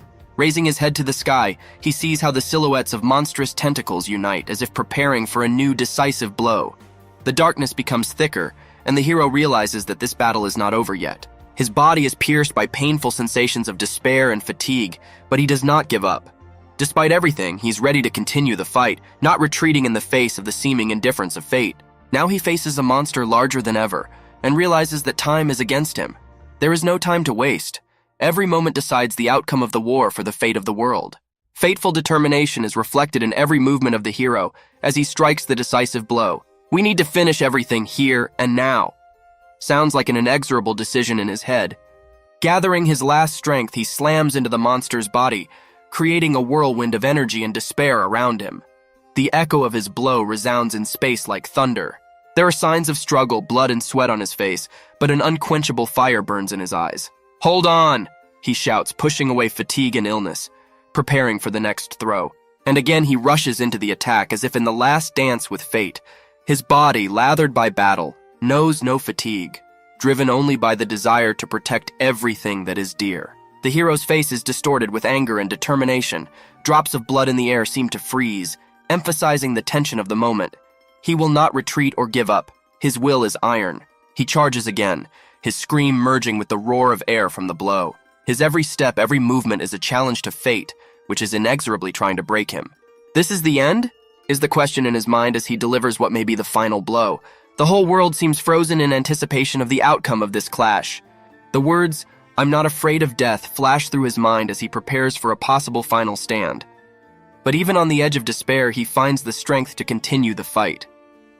3 people stand in front of a house against the background of a foggy forest, where smoke from destruction rises to the sky. We lost, they think, looking at the consequences of the battle, which claimed many lives. The hero, bleeding, can hardly stand on his feet. Fatigue and pain are reflected in his eyes. And I was wondering who's wasting time here. His thoughts about the battle, about the fact that he could disappear in this fight. The noise made it easy to find him, he says, acknowledging that in a world full of chaos, even destruction can lead to a goal. The hero raises his head, seeing the sun breaking through the clouds. His face is scarred, but there is still a spark of hope in his eyes, despite all the trials. The hero's face is filled with fear and bewilderment. "A Levi!" He can't believe what he sees in front of him. His eyes are full of despair. "Why are you here?" The unanswered question hangs in the air. The dark silhouette answers with confidence in his voice. "Hold on tight. I'll cut him in one fell swoop." The promise of quick and decisive action in the echo of his words. A warrior with a fiery sword in his hand flies into the air. "Rome, change weapons." Words that carry determination and strength, ready to destroy everything in its path. The hero looks up. His face is wounded, and he is out of breath from the effort. Am I dreaming? He doubts himself, feeling the severity of his wounds. This is not ether. Thoughts about the meaning of shed blood and suffering conclude his thoughts. The fiery giant rises above the ground. Its power and fury illuminate the space around, as if the sun had broken out on the earth. The power of the god of war, Roma. His essence embodies ancient strength and steadfastness of will. The hero's face is engulfed in anger. His eyes incinerate the space in front of him. The numbers, like a countdown to the inevitable, flash before his eyes, filling the moment with tension. A huge red crystal divides the world into 2 parts, its edges reflecting the last light of the battle. It stands as a symbol of the decisive moment in the battle. Lightning tears apart the sky and the earth. Their light carves rifts in reality. This storm of energy is like a border dividing the world into before and after this epic battle. A heated whirlwind of red and white symbols furrows the sky.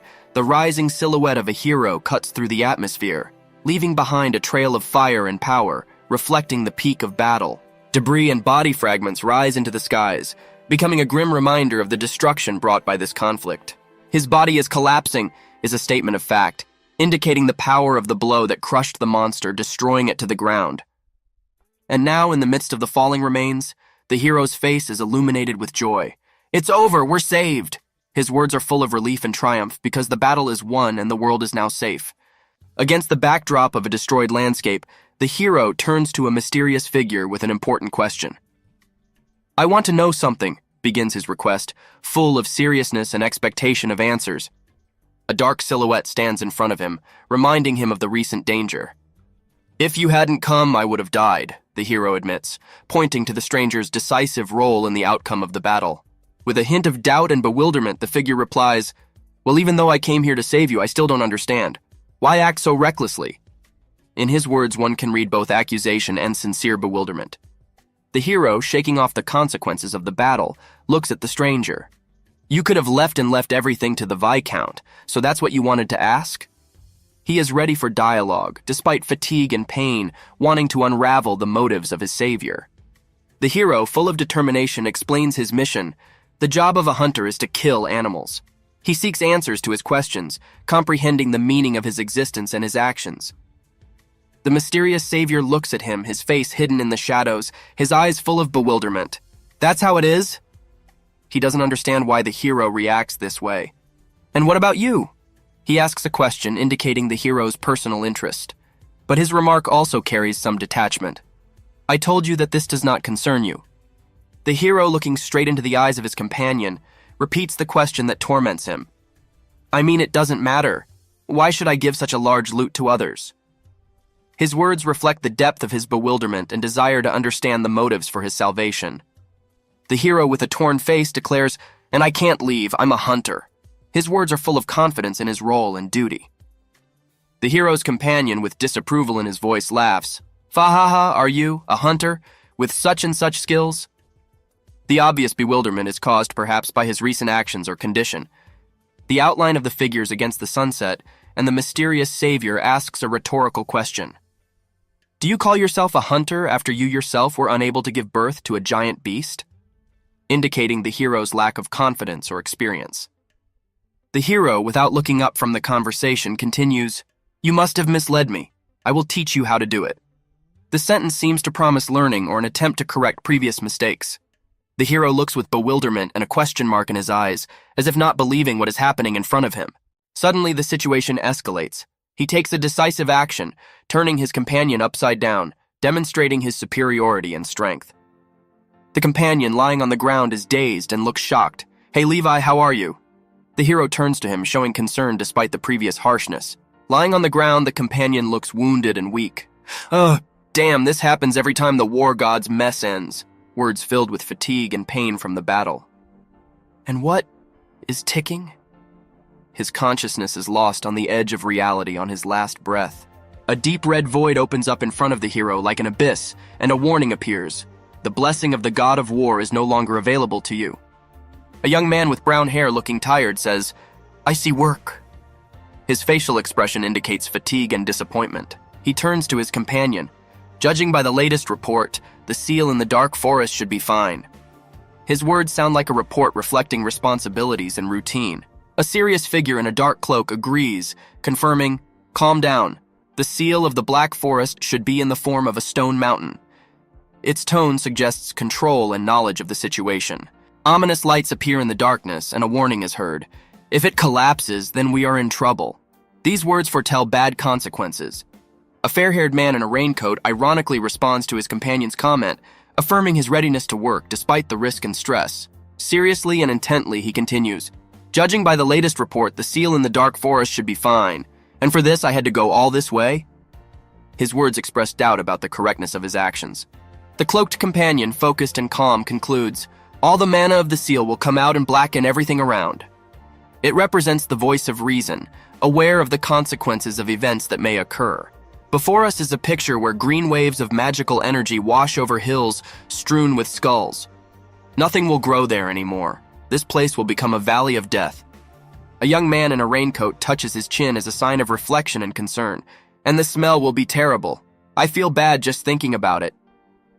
His companion, also in a cloak, in response to doubt, says, "Well, I think you won't have to come." His words convey a sense of relief that their duties are coming to an end. Next, we see them driving along a cliff, and the first one reflects, "I think it's all over." But the second one, with a hint of doubt, asks, "Huh? Seriously?" This suggests that despite their confidence, the outcome is not yet completely certain. In the immense depths of twilight, the shadow of an inevitable threat looms. The fading of vital energy echoes in the soul of a young warrior. He anxiously contemplates the consequences of the destruction, realizing that the world he knew may be lost forever. A lone figure stands at the edge of the cliff, looking out over the landscape before her. A vague premonition arises in his heart that here, among the ruins of the past, something has happened that will change the course of history. The man's face lights up with sudden insight. "Something interesting happened here," he guesses. In his eyes, there is a readiness to unravel the secrets of this place, as if he perceives what happened as a challenge to his mind and spirit.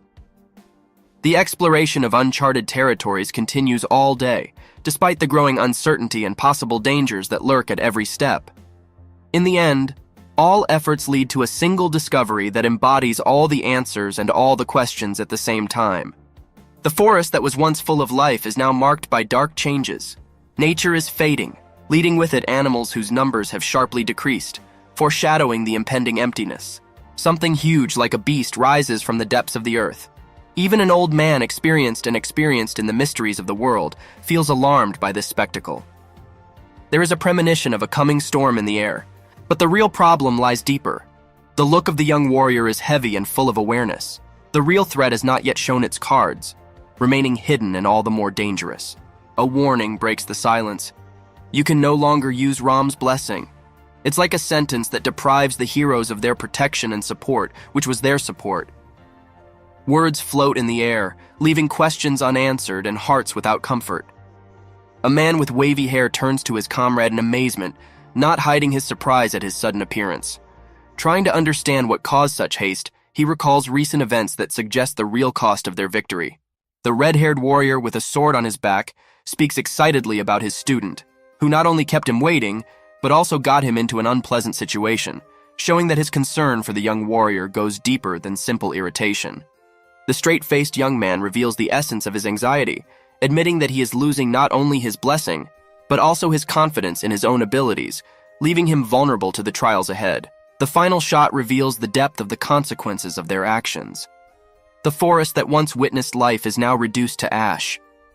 Reaffirming that their victory did not come without sacrifice brings an echo of regret and reflection in their hearts about the price that must be paid for every decision. The warriors stand in somber contemplation before rows of swords stuck into the ground, a quiet memorial to their fallen comrades. The ritual of farewell to sorrow is performed, and every sword here is an echo of a life that was interrupted.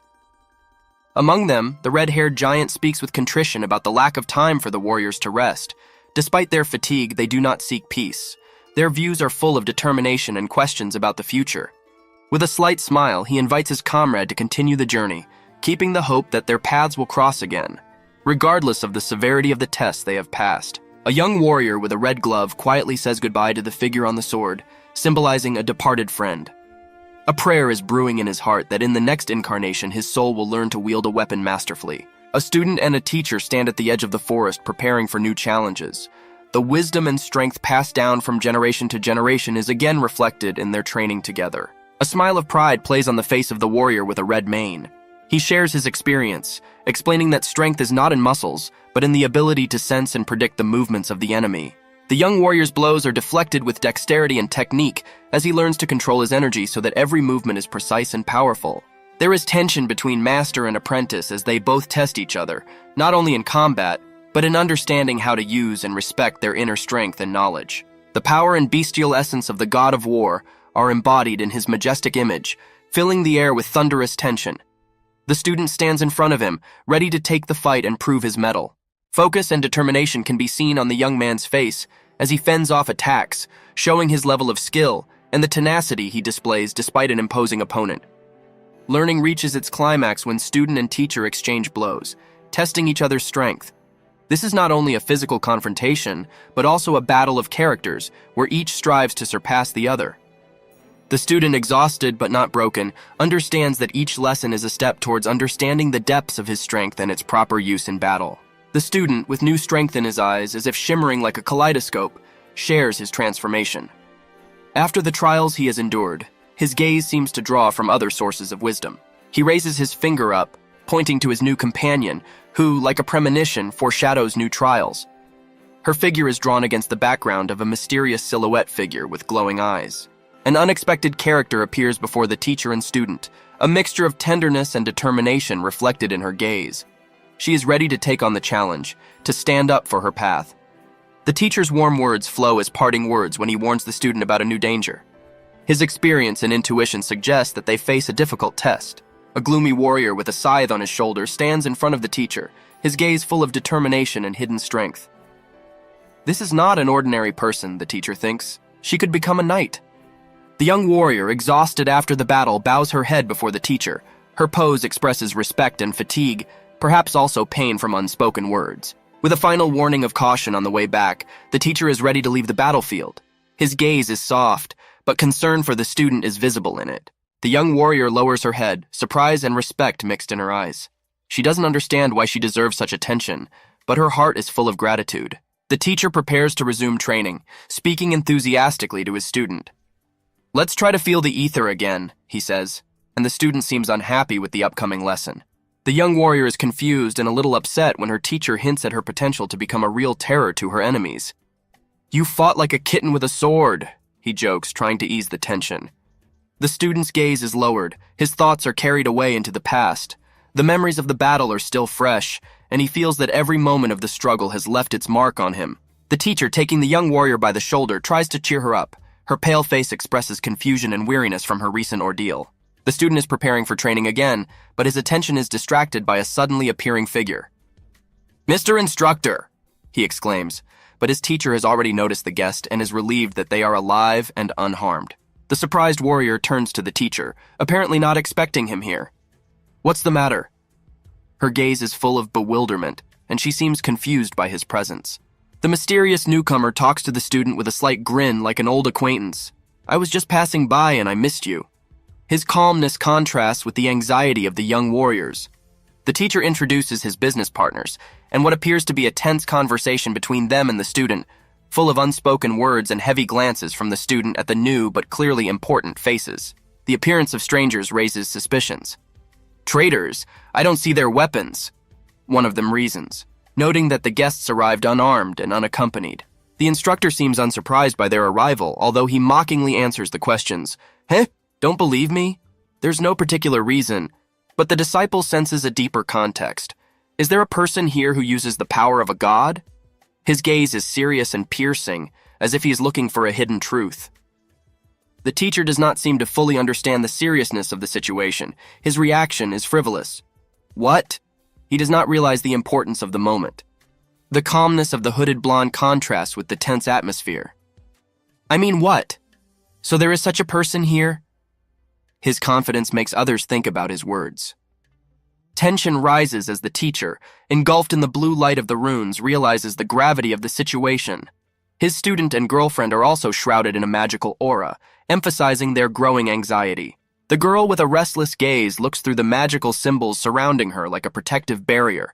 The suddenness of the situation makes her heart skip a beat with anxiety. The student, confused and perplexed, looks at his glowing hands, looking for answers to his questions. All this creates a feeling of an impending magical clash. The young man with red eyes is distorted with disbelief. His gaze is full of doubts and bewilderment. "What is this? Containment magic?" he whispered under his breath. The mysterious blonde man in the hood easily manipulates energy. His voice is calm and confident. "Sorry for the rude measures, but this is a serious matter." The warrior with wavy red hair panicked for a moment as he felt the power of the spell hit him. "Bastard, set me free!" His voice is filled with anger.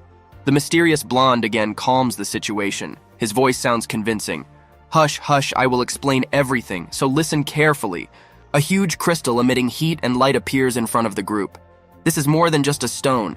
It is a seal stone, shrouded in mysticism and power. The blonde man in the hood shares knowledge about the stone, claiming that it can only be destroyed by the power of God, and adds mysteriously that this has already been done by someone. The red-haired warrior's serious expression shows his intention to find out whether it is the power of an evil god or not, which is important to him. If the assumptions about a force that does not belong to a person are confirmed, then the group will have to immediately understand what is happening, realizing the seriousness of the moment. The red-haired warrior, surrounded by magical symbols, suggests that similar events have already taken place in the past with a hint of a long history and a recurring threat.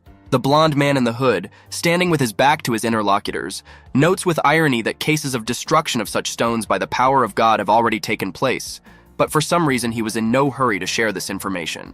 The red-haired warrior, addressing the silent figures in blue cloaks, regrets that knowledge of the stone could have prevented the unnecessary sacrifice of many people. The concentrated and heavy look of the red-haired man speaks of deep thought and understanding that if they knew about the power of God in advance, they could prevent many tragedies.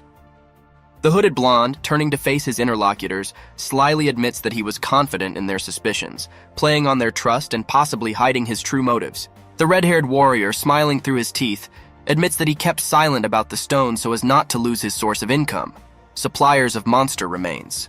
The blonde man in the hood speaks with genuine amusement about the suppliers, but points to many other sources that are ready to replace the lost ones. A dark-haired young man with amazement and dissatisfaction in his eyes raises the question of keeping his job, to which the hooded blonde man replies that there is no reason to worry. The red-haired warrior's sudden indignation grows when he realizes that the blonde is playing with him because he is categorically against the incipient violence. The red-haired warrior's power and fury fill the air as he clenches his fist and prepares to fight while energy flows around his arm. He intently warns his opponent that he is ready to attack, his voice full of determination and strength. The red-haired warrior doesn't waste a second as she takes aim at her target, ready to throw her magical dagger while her gaze is filled with cold confidence. The dark-haired youth, his eyes flashing red with sudden realization, blocks the enemy's attack, defending himself with the mysterious energy embodied in the blue runes. The whirlwind of battle is suddenly interrupted by the appearance of an unexpected ally. The warrior is confused, watching as the red-haired warrior with a sword from the mirror deftly parries attacks. Her fighting technique is unique, and she glows with a power that can change the course of a battle. She possesses a skill rare in these lands, and her sword, sparkling with bright light, is the blade of the legendary sword Shiz. There is only one clan on this continent that uses this technique, he thinks, realizing that this is a warrior from a distant and powerful clan. The warrior's courage and confidence are stunning. "You can call me the Emperor's third sword if you like," she says, introducing herself, her voice a promise of victory and support in the battle that awaits them both. Her gaze is piercing, and she notes, "I'm uncomfortable with being called the laziest sword." This remark conveys the weight of a title that may have been thrust upon her in the past, but now she is ready to prove her true skill and strength on the battlefield. Hearing the words of the warrior, the fiery-haired warrior cannot contain his loud and infectious laughter. "Inconvenient. Ha ha ha ha ha. That's it, my dear." His reaction indicates that he finds not only tension in the situation, but also some sincere humor. He makes an encouraging call to her. "Let's see what you can do," a challenge that speaks to his desire to test her skills in battle together. The next shot reveals the deep structure of the world, in which there are 8 clans of swords, each with their own unique symbol and abilities. 3 of them are illuminated in gold, meaning that these are the clans that enjoy the blessing and recognition of the Emperor, making them the leading forces in this world. This information emphasizes the importance of the warrior, her belonging to one of the privileged clans, and foreshadows the importance of her role in the events that will unfold in history. The sky is torn by lightning energy, as a fiery-haired warrior wielding the power of lightning faces the might of a mysterious enemy. His sword, symbolizing his clan, is illuminated with an electric light, heralding destructive power. The power of lightning explodes, revealing the warrior's unrivaled skill and ability to master the elements, turning him into the epitome of thunder on the battlefield. The red-haired warrior with a mirror sword also demonstrates her skills. The light of her weapon shimmers like a reflection in an infinity mirror, ready for a new blow. A spell that creates a temporary weapon of pure energy is revealed before us, confirming the unique abilities of the warrior who wields the power of lightning, and now they join forces to face the darkness that surrounds them. A warrior who has mastered lightning magic concentrates on forming a sword out of thin air that glows with electric light. His movements are limited, but the precision and power he puts into each spell mark him out as a master of his craft. The laziest sword, as the warrior dubbed it, turns out to be unexpectedly powerful and unpredictable. Its potential in battle is undeniable. Concentrated energy surges into the air, pulsating around his body as he prepares to deliver the finishing blow. "Tide as much as you want." His challenge reflects the endless possibilities of his strength, his willingness to take the fight no matter the number of opponents or difficulties that may arise. With each passing moment, his power grows, and the electrical waves surrounding him become more intense, promising an incredible spectacle of the skill and strength he is about to demonstrate. A warrior dripping with lightning, full of determination and aggressive energy, prepares for the final blow. "Sooner or later, you will reach your limit." He sets the tone for the battle, warning the enemy of his unlimited capabilities. "I will break them all." His confidence in success does not waver. The red-haired warrior, like a statue, stands in front of an explosion of energy that carries enormous potential. Her body is tense, ready for action, waiting for the perfect moment to take the next step. "What?" An unshakable intention is read in the warrior's eyes, and he feels that the climax of the fight is approaching. His face is contorted in anticipation of a confrontation in which he has no intention of conceding. Magic bursts from his fingers, creating a rip in the very fabric of reality emanating from his hand. A powerful blow, seemingly sufficient to change the outcome of the fight, is ready to break out at any second. A warrior with lightning reflects confidence and strength on his face. It was smart to target the cheese's weak point, the shikokotka. He analyzes his opponent's strategy, showing that he understands the importance of tactics in battle. But our clan has advanced. He is ready to prove that his clan has not only the strength but also the wisdom to adapt and transcend. The warrior in gray, like an unshakable statue, takes a defensive pose. "Givora, while you stayed here." She sets the pace of the fight, emphasizing that her opponent has not taken a step forward since their last clash. Her gaze is piercing and she demands, "Now tell me who used the power of God." Her words are full of challenge, demanding answers that can reveal the true intentions and power hidden behind the battle. The warrior, unfazed, replies, You talk too much." His tone mixes challenge and some irony, showing that he will not allow his opponent to dominate the conversation. "I wouldn't hide if I was going to tell you." His words hint that he can keep secrets, but this time he is not ready to reveal them. The lightning warrior, realizing that the situation is getting out of control, decides that he has no choice but to use violence. "It looks like I have no choice." He acknowledges the inevitability of the next step, preparing for the decisive action. "I don't like resorting to violence," his words express regret. His opponent said to resort to extreme measures, "But I will have to cut off one of your hands," he warns, although he does not want to cause harm. Suddenly, the situation is interrupted by a cry of "Stop!" The air is filled with tension and anticipation. The moment is full of drama as everyone pauses to investigate the reason for this sudden intervention.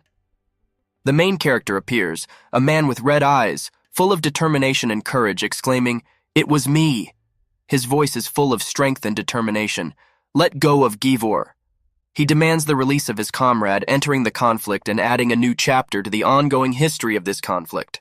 The warrior with fiery hair lying on the ground looks defeated, but his spirit is not broken. With irony in his voice, he turns to himself. Fool, if he had been silent, everything could have been done with one severed hand. Words expressing his disappointment in his own carelessness and straightforwardness. The character in the cloak asks the question with doubt in his voice. "You say you're a Levi?" He is trying to verify the truth of his colleague's words. Let's check first. He is not ready to blindly accept statements on faith, demonstrating caution and a desire to verify the truth. The man in blue, surrounded by a protective field, appears confused and tense at the unexpected turn of events. His expression suggests that he has found himself in the spotlight without wanting to be there, highlighting the complexity and confusion of the situation in which they all find themselves. In the face of inevitable conflict, the cloaked character uses his magic with concentration. With his actions, he creates a magical barrier that surrounds the body of the man in blue, like a protective shell, preparing him for the upcoming clash. There is tension in the air as every movement of the caped character's hands fills the stage with anticipation of the outcome of the magical action. No matter how powerful the energy used is, it always leaves a trace. Magical symbols drawn in the air embody power and mystery, promising consequences that could change the course of events or reveal something hidden and important to the story in which they are all involved. The man in blue appears stunned by what is happening, his face contorted with surprise and bewilderment as the magical symbols around him become increasingly bright and saturated, increasing the atmosphere of mysticism and anticipation of the denouement.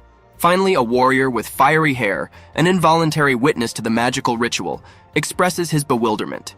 His face is illuminated by the light of the spells, his eyes wide with amazement.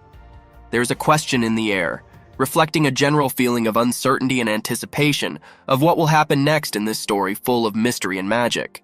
Magical energy explodes in the young man's body. The radiance covers him entirely, like lightning flowing inside, penetrating every cell. This is the moment of truth when hidden powers are fully revealed, revealing the depth of his unexplored abilities. The cloaked character watches the transformation with disbelief, his arm still extended in a spell gesture, a look of skepticism on his face. An inner skepticism and wariness is visible in every feature of his face as he encounters something beyond his expectations. Confirmation comes from the man in blue. "Confirmed. I'll let you go." His words sound like a sentence. Determination is visible in his eyes. At this moment, he accepts his role, despite all the trials and anxieties that this path has prepared for him. A girl with pale golden hair, clothed in the shadows of a magical glow, looks with doubt and hope. "Jean, can you let them go?" Her voice is full of expectation and hope for a peaceful resolution to the conflict, for a release of the tension that kept them tense at the limit of their abilities. An exhausted warrior with reddish hair apologizes for being rude, his eyes closed, his face reflecting fatigue and pain. A woman with red hair stands nearby, her head bowed, appearing to be lost in thought or prayer, perhaps feeling guilty or sad about what happened. A young man in gray turns to a girl asking if he can talk to her. His voice sounds confident and his eyes are full of determination. He is ready to listen to what is on her mind, embodying the image of a fair listener. Suddenly, he makes a shocking announcement, suggesting that our hero may be from another world. This assumption is full of mysteries and foreshadows something unimaginable, revealing the possibility of an unprecedented connection between realities. The tension of the moment intensifies when I hear the assumption of the Caped War. The sealstone comes into focus, emitting a blood-red glow. The light surrounding him appears soft and warm, but its power can be felt even through the image. Created as a result of war, this stone was a tool of the gods to stop the magic of demons, emphasizing its high significance and power. Before us is a harsh landscape, where monumental stones stick out from the ground like ancient guards. It is said that they were hidden throughout the continent, and one of them was hidden inside a mountain in the Black Forest, adding elements of mystery and ancient wisdom to the story. A cloaked figure is visible looking at the forest thicket. This moment reveals to us that after hiding the sealstone, it seemed to disappear without a trace, introducing mystery and uncertainty into the storyline. The next shot shows the two characters standing on the edge of a cliff overlooking a lush forest. One of them asks about the desire to talk about history, suggesting a conversation about the events associated with the powerful sealstones and offering a deeper dive into the mystical secrets of this world. In front of us stands a man with dark hair and piercing eyes, addressing a mysterious figure in a cloak. There is a question in his eyes which he asks silently, but his gaze says everything for him. A shadow falls on the face of the cloaked figure, giving it even more mystery and uncertainty of its intentions. The face of a young man with pale skin and golden hair is filled with doubt. His lips barely move, but the words he speaks carry weight and judgment, leaving a heavy pause full of disapproval hanging in the air. The dark-haired man looks away, his eyes widening in realization as he appears shocked by the realization of his action.